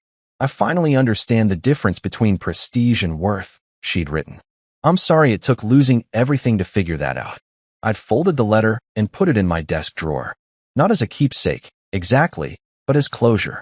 Proof that the woman I'd married was still in there somewhere, underneath all the Instagram captions and professional networking bullshit. Dominic had landed on his feet, sort of. He was working for a mid-tier firm in Chicago, handling corporate compliance cases that probably bored him to tears after running his own company. His LinkedIn profile listed him as senior associate, which was corporate speak for former CEO who's now back to being someone else's employee. The legal press had moved on to other stories, but his name still occasionally came up as a cautionary tale about the dangers of rapid corporate expansion without proper financial backing. My phone buzzed with a text from Ava. Just closed the Morrison Industries deal. $2.3 million annual contract. Drinks at 6. I smiled and typed back, absolutely. My treat. Lynn Technologies had become exactly what I'd hoped it would be when I'd written that check in the Brooklyn warehouse. They'd landed 12 major clients, opened offices in Boston and San Francisco, and were being courted by venture capital firms who wanted to lead their Series B funding round. Ava had been featured on the cover of Legal Tech magazine as one of the industry's 30 under 30 disruptors, and unlike certain other people I could mention, she'd actually earned the recognition. I spent my days now doing things that actually mattered. Guest lectures at Columbia Law School about the intersection of technology and legal practice. Mentoring other startups that were trying to solve real problems instead of just chasing valuations. Serving on the board of Lynn Technologies and watching brilliant people build something that would outlast all of us. The apartment was quiet except for the distant sounds of the city going about its business. No designer furniture that cost more than cars. No art collections that existed solely to impress dinner party guests. No evidence of the life I'd built with someone who'd never really wanted to build anything with me at all. Just sunlight, good coffee, and the satisfaction of knowing that I'd won. Not because I'd destroyed Leah's financial security or ended Dominic's CEO career or forced them both to confront the reality of their choices. I'd won because I'd freed myself from a relationship that was built on transactions instead of trust, from supporting people who saw my money as an entitlement rather than a gift. I'd won because I was finally investing in things that deserved to succeed, working with people who wanted to build rather than just consume, living a life that belonged to me instead of performing in someone else's social media fantasy. My phone rang. Ava again. Change of plans, she said. The whole team wants to celebrate the Morrison deal. We're thinking that new rooftop place in Brooklyn. You in? I looked around my normal apartment with its normal furniture and its complete absence of Instagram-worthy moments, and realized I couldn't think of anywhere I'd rather be than celebrating with people who'd actually earned their success. I'm in, I said. See you there. I grabbed my jacket and headed for the door, leaving behind the sunlight and the quiet and the satisfaction of a well-executed victory. Time to go celebrate with people who understood the difference between building something real and just looking successful online. 6 months ago, I'd thought my life was over when I stood outside that locked venue door. Turns out it was just beginning. At my wife's company dinner, my wife's coworker was laughing. How does it feel to be a loser? Your wife is the breadwinner of your home. Everyone laughed, including my wife, except me. I just smiled and asked the CEO, how does it feel to know that this loser owns 90% share of your company? The moment I said those words, his face turned pale. You know that feeling when you're standing in a room full of people, but you might as well be invisible? That's exactly where I found myself tonight, nursing a whiskey that tasted like disappointment at Dana's company dinner.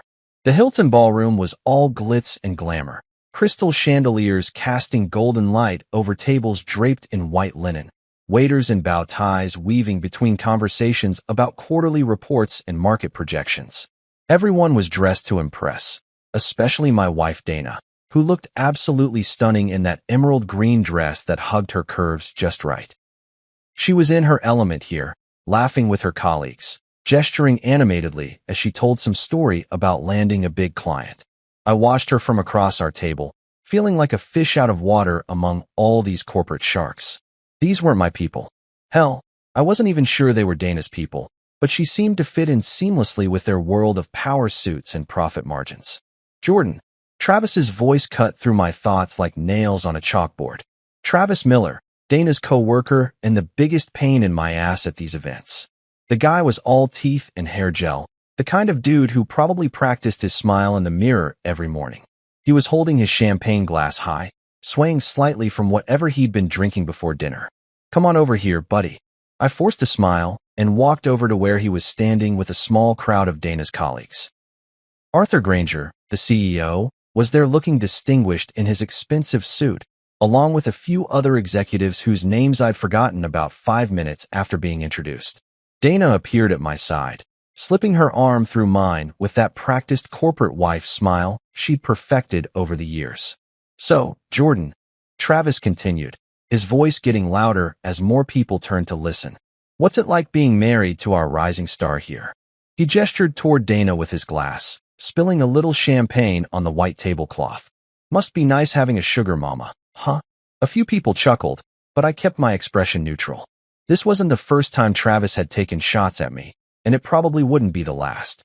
The guy had some weird complex about successful women, especially when their husbands weren't climbing the corporate ladder right beside them. "I mean, seriously though," Travis pressed on, clearly enjoying himself now that he had an audience. "What do you even do all day while Dana's out here crushing it in the business world? Play video games. Watch Netflix." More laughter rippled through the group. I felt Dana's grip tighten on my arm, but when I glanced at her, she wasn't looking at me with concern or anger on my behalf. She was smiling that same practice smile, like this was all just harmless fun between friends. "Travis," Arthur interjected with a diplomatic chuckle, "maybe we should." No, it's fine." Travis waved him off, his voice rising even higher. "I'm genuinely curious. I mean, Jordan seems like a nice enough guy, but let's be real here." He turned to face me directly, his eyes glassy from the alcohol. "What's it like being a loser? Must be strange having your wife pay all the bills, right?" The words hit me like a slap across the face. The entire table went quiet for a heartbeat, then erupted in laughter. Even some people from neighboring tables turned to see what was so funny. And there, right next to me, was Dana, laughing along with the rest of them. Not uncomfortably, not apologetically, but genuinely amused by her colleague's assessment of her husband. Something cold settled in my chest as I watched her laugh. After 15 years of marriage, after everything we'd been through together, she was laughing at me being called a loser. In front of all these people who barely knew me, who had no idea what I'd sacrificed or what I'd built before I decided to step back from the spotlight. I stood there for a moment, letting the laughter wash over me, feeling smaller and smaller with each passing second. Then something shifted inside me. Maybe it was the whiskey, maybe it was years of biting my tongue at these events, or maybe I was just tired of being treated like Dana's accessory instead of her equal. I smiled, not the forced smile I'd been wearing all evening, but a genuine one that probably looked a little scary given the circumstances. The laughter started to die down as people noticed my expression. "You know what, Travis?" I said, my voice calm and steady. "You're absolutely right. It must seem pretty strange from where you're sitting." I turned to Arthur Granger, who was looking increasingly uncomfortable as he sensed the shift in the room's energy. "Arthur," I continued, still smiling that same unsettling smile, "how does it feel to know that this loser owns 90% of your company?" The silence that followed was so complete you could have heard a pin drop in that massive ballroom. Arthur's face went white as a sheet, his champagne glass frozen halfway to his lips. Dana's arm fell away from mine as she stared at me with her mouth slightly open, confusion and disbelief written all over her face. Travis, meanwhile, looked like someone had just told him Santa Claus wasn't real. His stupid grin melted away as he tried to process what I'd just said. "What?" Dana whispered, her voice barely audible over the sudden tension. I looked around the table at all these people who had been laughing just seconds ago, enjoying my humiliation, treating me like some kind of joke. Now they were all staring at me like I'd just revealed I was an alien from another planet. Did I stutter? I asked, my voice still perfectly calm. Orion Systems. Remember that little tech startup that merged with Nexra 5 years ago? The one that basically saved this company from bankruptcy. I paused, watching realization dawn on Arthur's face. Yeah, that was mine. Still is, actually. Dana's wine glass slipped from her fingers and shattered on the floor, red wine spreading across the white tablecloth like blood. The sound seemed to break whatever spell had fallen over the room, and suddenly everyone was talking at once. Whispered conversations, urgent questions, the scraping of chairs as people leaned in to hear better. But I was done. I'd said what I needed to say. I straightened my tie, took one last look at my wife's stunned face, and walked away from the table. As I headed toward the exit, I could hear the chaos erupting behind me. Arthur's panicked voice trying to restore order, Dana calling my name, Travis demanding to know if what I'd said was true. Just like that, the game had changed. After years of playing the quiet husband, the supportive spouse who stayed in the background while his wife shined, I'd finally reminded them all of something they'd apparently forgotten. You should never underestimate the person you're laughing at. They might just own everything you think you know. The hotel's marble floors echoed with each step I took toward the exit, but I could feel their eyes burning into my back like lasers. Every conversation in that ballroom had stopped dead, and I knew without looking that dozens of corporate vultures were craning their necks to watch the quiet husband make his dramatic exit. Good. Let them stare. Let them wonder how badly they'd screwed up by underestimating the guy they'd been treating like Dana's pet dog for the past 5 years. I was almost to the revolving doors when I heard the rapid click-clack of heels on marble behind me. Jordan, wait. Dana's voice was sharp with panic, cutting through the ambient noise of the hotel lobby. I didn't slow down. If anything, I picked up the pace, my hands shoved deep in my pockets as I navigated through clusters of tourists and business travelers. Jordan, damn it, stop. The desperation in her voice was something I hadn't heard in years, not since her dad had his heart attack, and she thought she might lose him. But I kept walking. She wanted to chase me? Fine. She could chase me all the way to the parking garage if she felt like it. I heard her stumble slightly. Those designer heels weren't made for speed. And then she was right behind me, breathing hard. What the hell do you mean you own the company? She demanded, grabbing my arm and trying to spin me around to face her. I stopped walking but didn't turn around immediately. Instead, I stood there for a moment, listening to her ragged breathing, feeling the weight of her manicured fingers digging into my jacket sleeve. When I finally faced her, she looked like she'd seen a ghost. Her perfectly applied makeup was starting to smudge around her eyes, and that emerald dress that had looked so stunning an hour ago was now wrinkled from her sprint across the hotel. You really don't know, do you? I asked, studying her face carefully. The confusion there seemed genuine, but then again, Dana had always been good at playing whatever role the situation required. You honestly have no clue who you married. Don't be cryptic with me right now, she snapped, her corporate executive voice kicking in. Explain to me how you can possibly own 90% of Nexra when you've been unemployed for the past 3 years. Unemployed. The word hit me like a punch to the gut, even though I'd heard her use it before when talking to her friends. Never to my face, of course, but I'd overheard enough phone conversations to know how she really saw our arrangement. Her successful career, my retirement, that she apparently viewed as extended unemployment. That's what you think I've been doing. I laughed, but there was no humor in it. Sitting around unemployed while you bring home the bacon? Well, what else would you call it? She shot back, her voice rising. A few people walking past us turned to stare, but Dana was too worked up to care about making a scene. You haven't had a real job since you sold that little software company back in. That little software company, I interrupted, was Orion Systems. And I didn't just sell it, Dana. I merged it with a failing tech firm called Nexra Corporation. Ring any bells? The color drained from her face as the pieces started clicking together in her mind. I could practically see the gears turning as she remembered conversations from years ago, back when she was just a junior analyst and I was still actively involved in the business world. That's impossible, she whispered, but I could tell she was starting to remember. Orion Systems that was a major player. The merger saved Nexra from bankruptcy. It was worth millions. Try hundreds of millions, I corrected.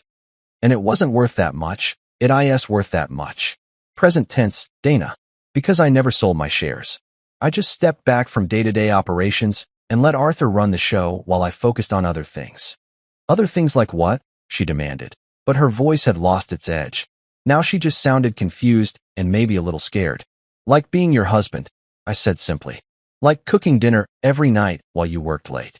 Like handling the mortgage payments and the car insurance and all those boring financial details you never wanted to deal with. Like supporting your career while everyone assumed I was some kind of deadbeat. She stared at me for a long moment, and I could see her trying to reconcile the man she thought she knew with the reality standing in front of her. All those times she'd introduced me as someone who used to work in tech. All those dinner parties where she'd made jokes about me being retired at 45. All those corporate events where colleagues like Travis felt comfortable mocking me because she'd never bothered to set the record straight. Why didn't you ever say anything? She asked finally. Because I wanted you to love me for who I am, not what I own, I replied. I wanted to know that if I lost everything tomorrow, you'd still want to be married to me. But the moment people thought I had nothing, they treated me like I was nothing, including you. The truth of that statement hung in the air between us like smoke. She opened her mouth to protest, but we both knew it was true. She'd laughed tonight. When Travis called me a loser, when he mocked me for being supported by my wife, when he basically called me a worthless piece of trash in front of a room full of people, she'd laughed right along with everyone else. I didn't know, she said weakly. You didn't want to know, I corrected. Every time someone made a crack about me being unemployed or living off your success, you just smiled and let it slide. You never once stood up for me or told them they had no idea what they were talking about. But Jordan, I really didn't. They'd all forgotten who I was. I interrupted, my voice getting harder. But I never forgot. I never forgot that Arthur Granger came to me 15 years ago, hat in hand, begging me to save his company from bankruptcy. I never forgot signing those merger documents that made me the majority shareholder of the new corporation. I never forgot that every paycheck you've ever gotten from Nexera was technically coming from me. Her legs seemed to give out a little, and she grabbed onto a nearby pillar for support. This is insane. You're telling me that all this time, while I've been working my way up the corporate ladder, fighting for promotions and respect, you've been working for your husband, I finished. Yeah, ironic, isn't it? I could see the implications hitting her like a freight train. Every meeting she'd attended, every decision she'd helped make, every time she'd felt proud of her independence and success, all of it had been under the umbrella of a company I controlled. Her colleagues, her career, her entire professional identity was built on a foundation I'd laid years before she even knew my name. So what happens now? She asked, her voice barely above a whisper. I looked at her standing there in that expensive dress, looking smaller and more vulnerable than I'd seen her in years. Part of me wanted to comfort her, to tell her everything would be okay, to go back to the way things were. But a bigger part of me, the part that had been humiliated and dismissed and laughed at, wasn't ready to forgive and forget. Now, I said, straightening my tie, now I stopped being the invisible man. I stopped letting people think I'm some kind of joke. And maybe, just maybe, I remind everyone at Nexera exactly who's been signing their paychecks all these years. With that, I turned and walked away, leaving my wife standing alone in the hotel lobby, finally understanding that the man she'd married wasn't who she thought he was at all. The drive home was a blur of streetlights and racing thoughts. My hands gripped the steering wheel so tight my knuckles were white, and I kept replaying Dana's shocked expression over and over in my mind. The way her face had crumpled when the reality hit her. The way she grabbed that pillar like her whole world was falling apart. Which, honestly, it probably was. By the time I pulled into our driveway, the adrenaline from the confrontation was starting to wear off, replaced by something colder and more focused. I sat in the car for a moment, staring at our house, the house I'd bought with Orion money, though Dana had always assumed it came from some mysterious inheritance I'd mentioned years ago. Another lie of omission in a marriage apparently built on them. I walked through the front door and headed straight for my home office, the one room in the house that Dana rarely entered. She called it my man cave, which always made me cringe, but I'd never bothered to correct her. Let her think I spent my days in here playing fantasy football and watching YouTube videos. The truth was so much more interesting. My office looked ordinary enough from the outside, desk, computer, a few framed photos, some bookshelves lined with tech manuals and business journals. But the real treasure was hidden behind a false panel I'd had installed in the built-in bookshelf. I pressed the hidden latch, and the panel swung open to reveal a fireproof safe that contained the most important documents of my life. I pulled out the thick manila folder labeled Nexera Holdings and spread its contents across my desk like a card player revealing a royal flush. Every piece of paper told the same story, but seeing them all together again after so many years still gave me a rush. These weren't just contracts and agreements. They were proof that Jordan Rivers, the guy everyone thought was living off his wife's success, was actually the puppet master pulling all the strings. The original merger documents were yellowed around the edges now, but Arthur Granger's signature was still bold and black at the bottom of every page. I remembered that day 15 years ago when he'd sat in this very office, sweating through his expensive suit as he begged me to save his failing company. Back then, Nexera was hemorrhaging money, losing clients left and right, and about 6 months away from total collapse. Arthur had heard through the grapevine that I was looking to expand Orion Systems, and he'd come crawling to me with an offer that was basically corporate surrender. "Just name your terms," he'd said, his voice shaking slightly. "We need this merger to work, or we're finished." I'd been generous, maybe too generous. Instead of crushing Nexera completely and absorbing their assets, I'd structured the deal to keep their brand alive while giving me controlling interest. 90% ownership, to be exact, with full voting rights and veto power over any major decisions. Arthur kept his CEO title and a nice salary, and his employees kept their jobs. Everyone won, especially me. But the real genius of the arrangement was the blind trust I'd insisted on. All my shares would be held by a private investment firm, with my identity protected from public disclosure. As far as most people knew, Nexera had been saved by some mysterious corporate investor who preferred to remain anonymous. Only Arthur and a handful of lawyers knew the truth, and they were all bound by ironclad non-disclosure agreements. I picked up the trust documents and scanned through the legalese until I found the clause I was looking for. There it was, in black and white. The beneficial owner retains the right to assume direct control of all holdings upon written notice to the trustee and board of directors. In plain English, I could step out from behind the curtain any time I wanted and take control of the company. The question was, did I want to? For the past 5 years, I'd been perfectly content to let Arthur run the day-to-day operations while I collected my dividends and enjoyed my quiet retirement. The money had always been more than enough. Hell, Dana's salary was basically pocket change compared to what Nexera was generating. I'd never needed the spotlight or the corporate power games. I'd been there, done that, and decided I preferred a simpler life. But tonight had changed something fundamental. Tonight, I'd been publicly humiliated by people who owed their livelihoods to my generosity. Travis Miller, that smug bastard, had called me a loser while cashing checks from a company I owned. Dana had laughed at jokes about her unemployed husband while building her career on the foundation I'd provided. Even Arthur, who knew damn well who I was, had just stood there and let it happen. I pulled out my phone and scrolled through my contacts until I found Marcus Trent's number. Marcus had been my lawyer since the early days of Orion Systems, and he was one of the few people who knew all my secrets. It was almost midnight, but Marcus was a night owl who often worked late on complex corporate deals. He answered on the second ring. "Jordan, this is late, even for you. Everything okay? I need you to prepare some documents," I said, getting straight to the point. "I want to request a full financial audit of Nexera's executive compensation packages, corporate credit card usage, and any potential conflicts of interest among the leadership team." There was a long pause on the other end of the line. "Jordan, what's going on? You haven't shown any interest in Nexera's operations for years." "Let's just say I've had a wake-up call," I replied. "Also, I want to schedule a meeting with the board of directors. It's time they met their largest shareholder face to face. Are you sure about this? Once you step out from behind the blind trust, there's no going back. Your anonymity will be gone forever." I looked around my office at all the evidence of my hidden empire. Financial statements showing profits that would make Dana's head spin. Email correspondence with CEOs of Fortune 500 companies who still considered me a major player in the tech world. Stock portfolios that had been quietly growing for years while everyone assumed I was some kind of house husband. "Marcus, I said. I've been invisible for too long. It's time to remind people who they're dealing with. All right, he said, and I could hear him already reaching for his legal pad.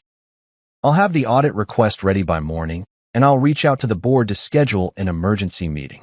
But Jordan, whatever happened tonight, just make sure you're doing this for the right reasons. Don't worry about my reasons, I said. Just worry about making sure everything is bulletproof legally. Because if I'm going to do this, I'm going to do it right. After I hung up, I sat back in my chair and stared at the documents spread across my desk. Tomorrow, the corporate world that had forgotten about Jordan Rivers was about to get a very rude awakening. And Dana? She was about to learn that the man she'd been taking for granted was actually the most powerful person in her professional life. I carefully placed all the documents back in the safe and locked it away. But this time, I knew it wouldn't be long before I'd need them again. I woke up the next morning to the sound of Dana's heels clicking around upstairs, her usual pre-work routine in full swing. Coffee brewing, news playing on the kitchen TV, the familiar symphony of a corporate executive getting ready to conquer another day. Except today wasn't going to be like any other day, and she had no clue what was coming. I stayed in bed for a few extra minutes, listening to her move around the house. Through the thin walls, I could hear her talking on the phone, probably to her assistant, going over her schedule, discussing client meetings and quarterly reports. The same conversations she'd been having for years, blissfully unaware that every decision she made at work ultimately flowed through me. When I finally made it to the kitchen, she was standing by the counter in her navy blue power suit, scrolling through emails on her phone while sipping coffee from her favorite mug, the one that said Boss Lady in gold letters. I'd bought it for her as a joke on her birthday last year, but she'd actually started using it unironically. Morning, she said without looking up from her phone. Her voice was carefully neutral, like she was trying to pretend last night's bombshell revelation had been some kind of weird dream. Morning, I replied, pouring myself a cup of coffee and leaning against the counter. Sleep well. She finally glanced at me, and I could see the confusion and worry still swimming in her eyes. Jordan, about last night. Don't. I cut her off gently. We don't need to make this into some big dramatic thing. You were just having fun with your coworkers. I get it. The relief that washed over her face was almost painful to watch. She actually thought I was going to let it slide, go back to being the quiet husband who smiled and nodded while her colleagues treated me like furniture.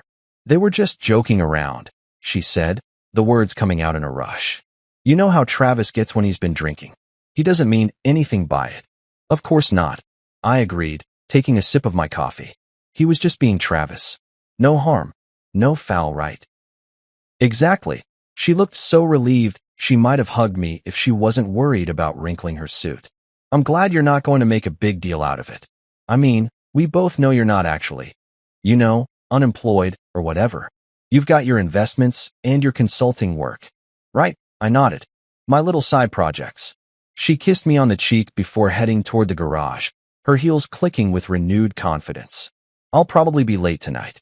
We're working on the Morrison account, and you know how demanding those clients can be. I won't wait up, I said. After she left, I sat at the kitchen table with my laptop and started typing. The first email was to Arthur Granger, short and sweet. Arthur, I need to discuss some concerns about Nextra's corporate culture and leadership practices. Please provide a full breakdown of executive compensation packages, expense accounts, and any potential conflicts of interest among senior staff. I'd like this information by end of business today. Thanks, Jordan Rivers. I read it over twice before hitting send. Arthur would probably have a heart attack when he saw my name in his inbox, especially after last night's little scene. He'd spent 5 years hoping I'd stay in the shadows forever, and now I was asking for detailed financial records like some kind of activist investor. My phone was ringing before I'd even finished my second cup of coffee. Marcus Trent here, came the familiar voice of my lawyer. I've been up all night working on those documents you requested. Are you absolutely sure you want to go through with this? More sure than I've been about anything in years, I replied. What V you got for me? Well, the audit request is ironclad. As majority shareholder, you have every right to examine the company's financial practices. I've also drafted a formal notice to the board requesting an emergency meeting. But Jordan, once I send these documents, there's no putting the genie back in the bottle. Everyone's going to know who you are. Good, I said. I'm tired of being anonymous. There's something else, Marcus continued, and I could hear papers rustling in the background. I did some preliminary research on Nextra's recent activities, and there are some red flags. That Travis Miller you mentioned?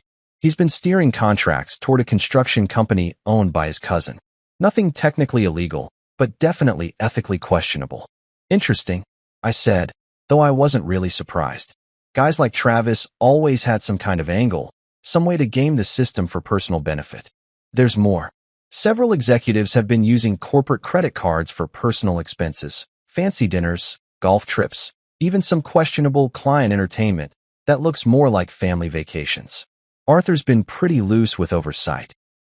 I felt a cold smile spreading across my face. Arthur had gotten comfortable, maybe too comfortable. He'd probably figured that his mysterious investor would never bother to look under the hood, never question how the company was being run as long as the profits kept flowing. Send everything, I told Marcus. The audit request, the board meeting notice, all of it. It's time to shake things up. You got it. But Jordan, just remember, you're about to go from being the man behind the curtain to center stage. That's a big change, and it's going to affect more than just your professional life. After hanging up with Marcus, I spent the rest of the morning researching Nextra's current operations. What I found wasn't pretty. Arthur had let standards slide, allowed a toxic culture to develop, and turned a blind eye to questionable practices as long as the bottom line looked good.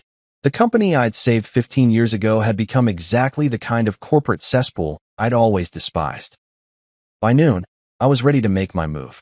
I opened my laptop and started typing another email, this one to Margaret Wu, Nextra's VP of Engineering. Margaret was one of the few people at that company who I actually respected, brilliant, hardworking, and completely overlooked by the boys' club that ran the executive floor. Margaret, I wrote, you don't know me personally, but I've been following your work at Nextra for some time. I think you're exactly the kind of leader the company needs. We should talk soon. Best regards, Jordan Rivers. I was about to send it when my phone buzzed with a text from Dana. Everything okay at home? Arthur seems really stressed about something. Says he got some weird email this morning. I typed back. Everything's fine. Tell Arthur not to worry.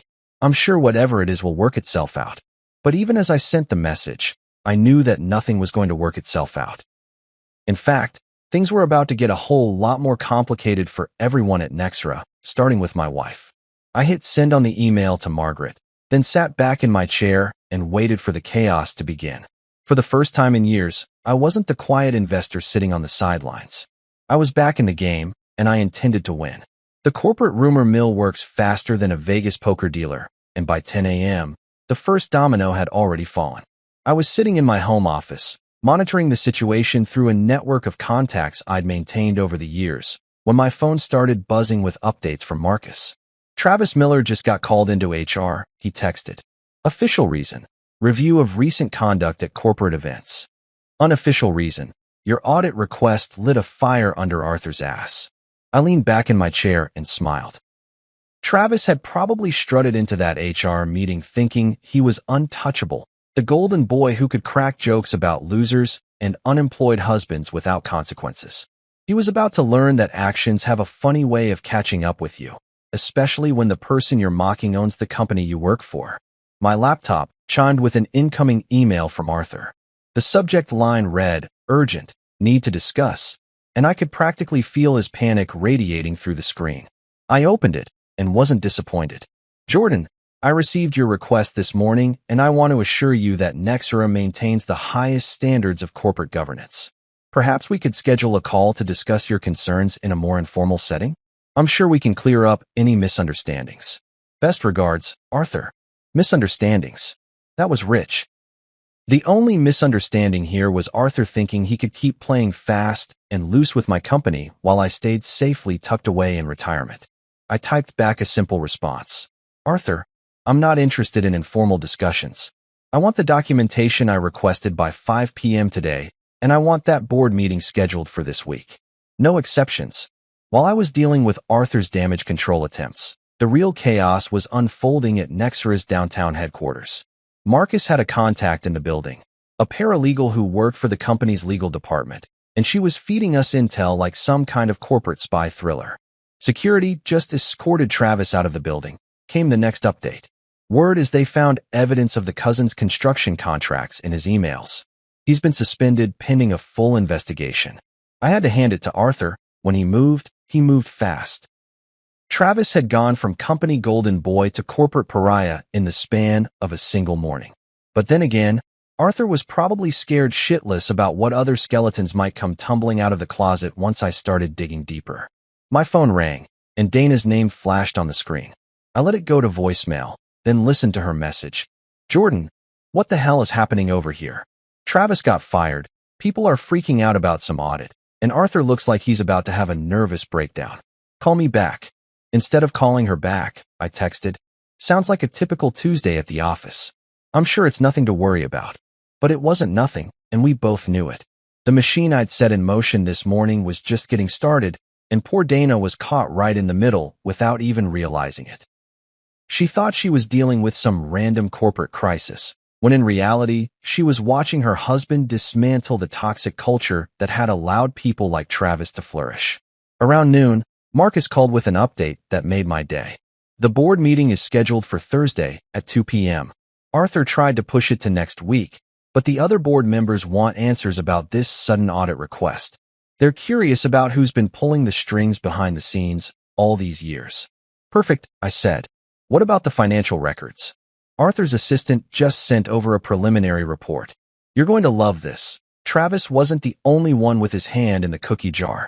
Looks like there's been a whole pattern of questionable expenses and ethical violations among the executive team. I felt that familiar rush of satisfaction that came from being proven right. These people had gotten comfortable, maybe too comfortable, thinking that their mysterious benefactor would never bother to check up on them. They'd treated my investment like free money, my generosity like weakness. By 3 p.m., the gossip network was in full swing. Dana texted me updates throughout the afternoon, each message more frantic than the last. They just suspended 2 more executives. Someone said there's going to be a major restructuring. The whole leadership team is in panic mode. And then, around 4 p.m., came the message that told me everything I needed to know about where Dana's loyalties really lay. Jordan, please tell me you're not behind this somehow. People are losing their jobs, and I can't afford to get caught in the crossfire. My career is everything to me. Her career, not our marriage, not our future together, but her precious career that she'd built on the foundation I'd provided. She was more worried about protecting her professional reputation than understanding why her husband might have finally decided to stand up for himself. I didn't respond to that text. Instead, I called Marcus and told him to expedite everything. I want that board meeting moved to tomorrow if possible. Strike while the iron's hot. Jordan, are you sure you don't want to ease into this? You could make your presence known gradually. Maybe start with a private meeting with Arthur. No, I cut him off. I've been easing into things for 15 years. It's time to remind everyone who's really in charge here. By 5 p.m., Arthur had delivered the financial documentation I'd requested, and it was even worse than I'd expected. Executive bonuses that bordered on obscene, corporate retreats that looked more like luxury vacations, and a pattern of nepotism and favoritism that would make a mob boss blush. These people had been treating Nexera like their personal piggy bank, while I sat quietly in the background, content to let them play with my money. But the quiet Jordan Rivers was gone. The guy who smiled and nodded while his wife's colleagues mocked him was officially retired. Tomorrow, I was going to walk into that boardroom and remind everyone exactly who owned this company. And if Dana didn't like it, well, she'd had 15 years to figure out who she was really married to. If she was more concerned about her career than her husband, maybe it was time for both of us to reevaluate our priorities. The game had changed, all right, and I was just getting started. Thursday morning arrived with the kind of crisp autumn air that made everything feel sharper, more focused. I stood in front of my bedroom mirror, adjusting the tie on a suit I hadn't worn in 3 years, charcoal gray Armani, perfectly tailored, the kind of power suit that cost more than most people's monthly salary. Dana had already left for work early, claiming she had damage control meetings to attend before the mysterious board meeting that had everyone at Nexera walking on eggshells. The irony wasn't lost on me. My own wife was trying to protect herself from the fallout of my decisions, completely unaware that she was married to the eye of the storm. The drive to Nexera's headquarters felt like traveling back in time. I'd been to this building countless times over the years, but always as Dana's quiet husband, the guy who occasionally showed up to holiday parties and company picnics.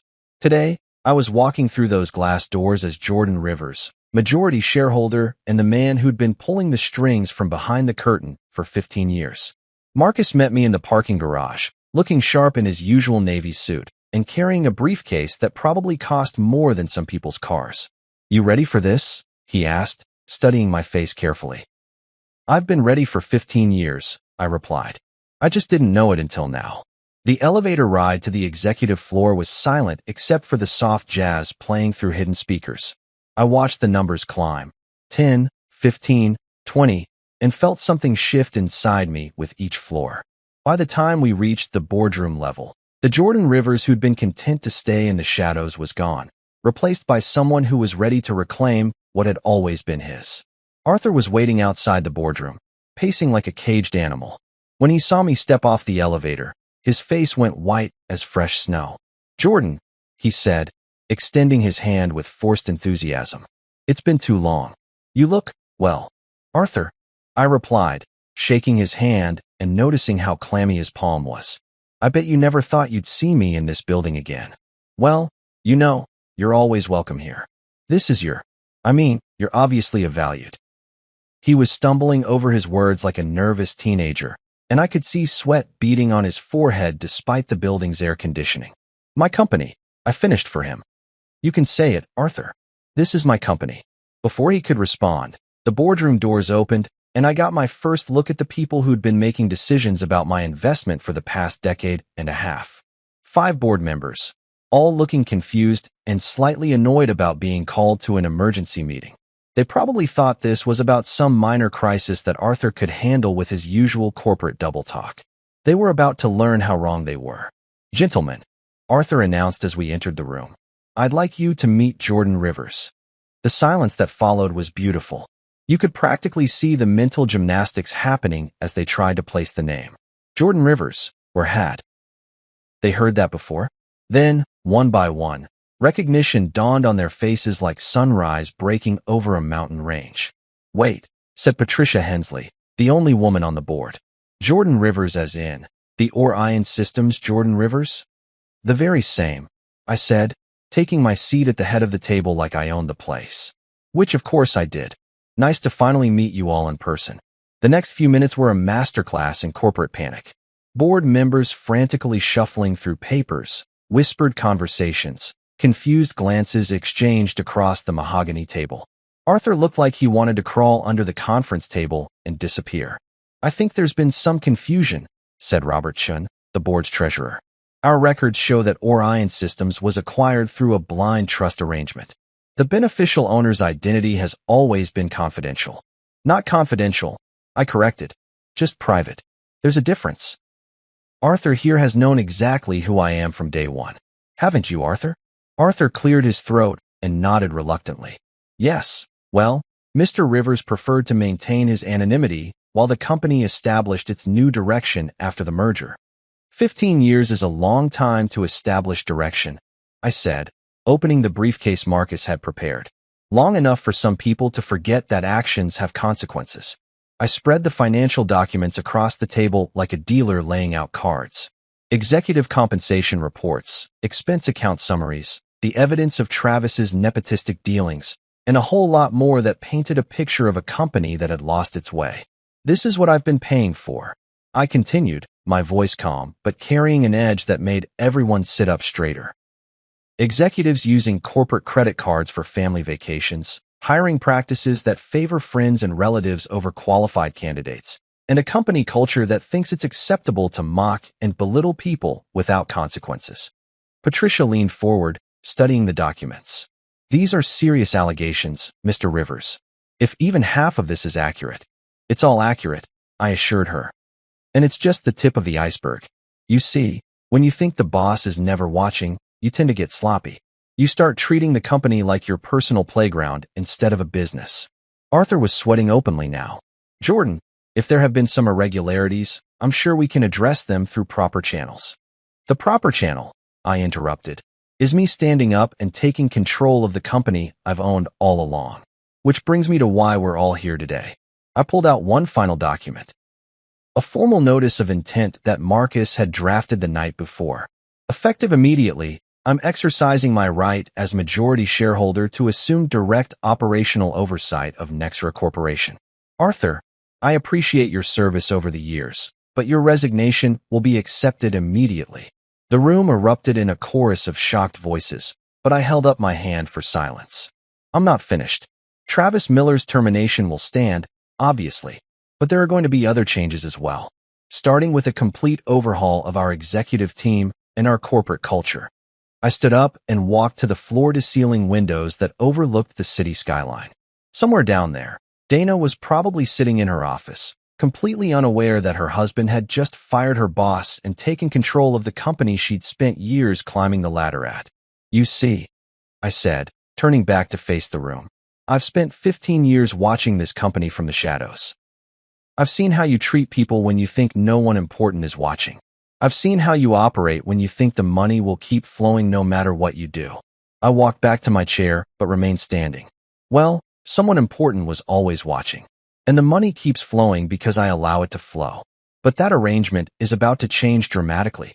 Arthur slumped in his chair like a deflated balloon. What happens now? Now. I smiled, but there was no warmth in it. Now we rebuild this place from the ground up. With respect, integrity, and accountability. You know, all those corporate buzzwords you've been throwing around in annual reports while doing the exact opposite. I gathered up my documents and stood to leave. Oh, and Arthur? Clear out your office by the end of the day. Security will escort you out when you're finished. As I walked toward the door, I could hear the chaos erupting behind me. Frantic phone calls, heated discussions, the sound of a corporate house of cards collapsing. But for the first time in years, I felt completely at peace. The quiet Jordan Rivers was officially dead. Long live the king. The emergency board vote took place at exactly 6:47 p.m., and it was the most satisfying 17 minutes of my professional life. I sat at the head of that mahogany table watching 5 board members who'd probably never questioned a decision in their lives suddenly scramble to distance themselves from Arthur's administration. All in favor of accepting Arthur Granger's resignation, effective immediately? I asked, even though we all knew it wasn't really a resignation when you're escorted out by security. 5 hands shot up without hesitation. Even Patricia Hensley, who'd worked with Arthur for over a decade, voted to cut him loose. Corporate loyalty was a beautiful thing until it threatened your own position. Motion carries, I announced. Now, let's talk about restructuring. The next item on my agenda was Travis Miller's permanent termination, which passed unanimously. Apparently, nobody wanted to defend the guy who'd been steering contracts to his cousin's construction company while insulting the actual owner of the firm. Funny how quickly people's perspectives changed when they realized who was really signing the checks. But the real bombshell came when I announced my choice for Arthur's replacement. I'm nominating Margaret Wu for the position of Chief Executive Officer.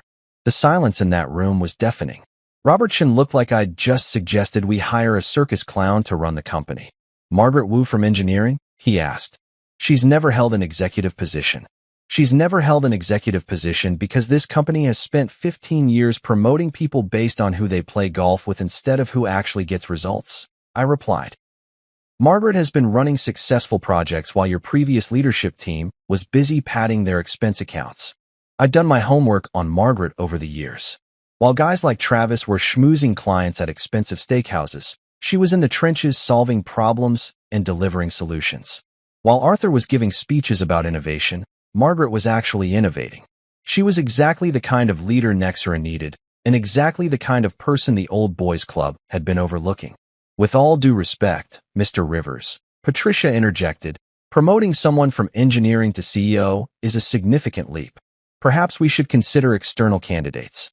With all due respect, Patricia, I cut her off. I own this company. Margaret Wu gets the job. Another vote, another unanimous result. Amazing how agreeable people became when their paychecks were on the line. By 7:30, Margaret was sitting in the boardroom, looking like someone had just told her she'd won the lottery. Which, in a way, she had. I'd called her up from engineering 20 minutes earlier with a simple message. Margaret, I need you in the boardroom. Now. She'd arrived still wearing her work clothes, khakis, and a Nexra polo shirt. looking completely out of place among the suits and ties. But when I explained what was happening, when I told her she was about to become the CEO of a multi-million-dollar corporation, something incredible happened. Her eyes lit up with the kind of fire I hadn't seen in corporate leadership for years. "I want you to run this place with respect," I told her as the board members filed out, already making phone calls and planning damage control strategies. Respect for employees, respect for clients, and respect for the fact that this company exists to solve problems, not line pockets. Margaret nodded, tears forming in her eyes. "Mr. Rivers, I don't know what to say. I've been watching this place operate for 10 years, seeing all the waste in politics, wishing someone would actually care about doing good work instead of just looking good on paper. Well, now you're in charge of fixing it," I said. "Full operational control, my complete backing, and a mandate to clean house however you see fit." As I stood to leave, I noticed Dana standing in the hallway outside the boardroom, her face pale as moonlight. She'd obviously heard about the emergency meeting, probably gotten updates throughout the evening about Arthur's firing and the complete restructuring of her company's leadership. But for the first time since this whole thing started, she wasn't looking at me with confusion or anger. She was looking at me with something that might have been respect. Or maybe it was fear. At this point, I wasn't sure there was much difference. "Margaret," I said, turning back to our new CEO, "your first order of business is to review every employee's performance based on merit, not politics. I want the good people promoted and the deadweight removed. This company is about to remember what it means to earn success instead of inheriting it." I walked past Dana without a word, leaving her standing there as the reality finally sank in. Her quiet husband hadn't just owned the company all along. He'd just completely transformed it in a single evening. I made it exactly 3 steps through our front door before Dana exploded like a shaken champagne bottle. She'd beaten me home by 20 minutes. Probably breaking every speed limit between downtown and our subdivision, and she was pacing around our living room like a caged tiger when I walked in. "You embarrassed me," she screamed, whirling around to face me with mascara streaked down her cheeks. "Do you have any idea what you've done? Everyone at work is talking about how I didn't even know who my own husband was. They think I'm either the world's worst wife or a complete idiot." I loosened my tie and hung my jacket on the back of a chair, taking my time while she worked herself into a full-blown meltdown. "Which one are you more worried about?" I asked calmly. "Don't you dare turn this around on me." Her voice cracked with emotion. "I've spent years building my reputation at that company, years proving myself, and you just destroyed it all in one night. Margaret Wu is my boss now, Margaret from engineering. Do you know how humiliating that is? About as humiliating as having your coworkers call your husband a loser while you laugh along," I suggested, sitting down on the couch and watching her pace back and forth across our hardwood floors. She stopped mid-stride, her mouth opening and closing like a fish gasping for air. "That's not. I didn't. It was just harmless office banter." "Harmless," I repeated. "Right. Travis calling me unemployed was harmless. Him asking what it's like to be a loser was harmless. You laughing when he said it must be strange having your wife pay the bills. That was all just harmless fun." "I laughed because it was awkward," she protested, throwing her hands up in the air. "What was I supposed to do? Cause a scene at a company dinner? Make everyone uncomfortable?" I leaned back against the couch cushions and really looked at my wife. This woman I'd been married to for 15 years, who was standing in our living room having a complete breakdown because her professional image had taken a hit. Not because she'd hurt me. Not because she'd realized how badly she'd misjudged the man she'd promised to love and honor, but because she was embarrassed. "You were supposed to defend your husband," I said quietly. "You were supposed to tell Travis to shut his mouth and show some respect. You were supposed to act like you actually knew who you married." "But I didn't know," she wailed, and finally, the real truth came pouring out. "I didn't know you still owned everything. You never said anything. You let me think you were just, retired, living off investments and consulting fees. You cooked dinner every night and fixed things around the house, and I thought, you thought I was a kept man?" I finished. "You thought you were the breadwinner supporting her unemployed husband, and that was fine with you as long as nobody said it out loud." She collapsed onto the opposite end of the couch, her designer suit wrinkled and her perfect hair falling out of its pins. "That's not fair. I never thought of you that way." "Dana," You introduced me as someone who used to work in tech at every single company event for the past 3 years. You bought me a coffee mug that says, "World's okayest husband" for my birthday. You told your mother I was having a midlife crisis when I bought that motorcycle. Those were just jokes. No, I said, standing up and walking to the window that overlooked our backyard. Those were signs of how you really saw me. And the moment Travis said out loud what you'd been thinking for years, you laughed because it was true. At least, you thought it was true. I could hear her crying behind me, soft hiccuping sobs that might have broken my heart a week ago. But right now, all I felt was tired. Tired of being misunderstood, tired of being underestimated, tired of being married to someone who was more concerned about her corporate reputation than her husband's dignity. I wanted you to love me even if I had nothing, I said, still looking out at the yard where I'd spent countless Saturday afternoons mowing grass while she worked late at the office. I wanted to know that if everything fell apart tomorrow, you'd still want to be married to me. But the moment people thought I had nothing, they treated me like I was nothing. Including you. Jordan, please. You laughed when they insulted me, Dana. You sat there in that ballroom, wearing a dress I paid for, at a party celebrating a company I own, and you laughed when someone called your husband a loser. She was sobbing openly now, curled up on the couch like a broken doll. I'm sorry. I'm so sorry. I didn't know. I swear I didn't know. I turned around to face her, and for the first time in our marriage, I didn't feel the urge to comfort her when she cried. You didn't want to know. There's a difference. What happens now? She whispered. I looked at this woman who'd shared my bed for 15 years, who'd built her entire professional identity without realizing it was all connected to me, who'd laughed at jokes about my failures while living off my success. Now you learn who you're really married to, I said, and I figure out if I still want to be married to you. The following weeks at Nexera felt like watching a phoenix rise from corporate ashes. I started showing up to the office regularly for the first time in years, not as Dana's quiet husband, but as Jordan Rivers, the guy who'd been pulling the strings all along. The transformation was incredible to witness. Margaret hit the ground running like she'd been born for this job. Within her first week, she'd implemented an open-door policy that actually meant something, started weekly all-hands meetings where employees could voice concerns without fear of retaliation, and began reviewing every single contract and vendor relationship with a fine-tooth comb. The toxic culture that had festered under Arthur's leadership started evaporating like morning fog. Mr. Rivers, she said during one of our daily check-ins, I've never seen morale improve this fast. People are actually excited to come to work again. She was right. Walking through the office floors, I could see the difference. Employees were collaborating instead of competing, sharing ideas instead of hoarding information. The cafeteria that had been dead silent for years was suddenly filled with conversation and laughter.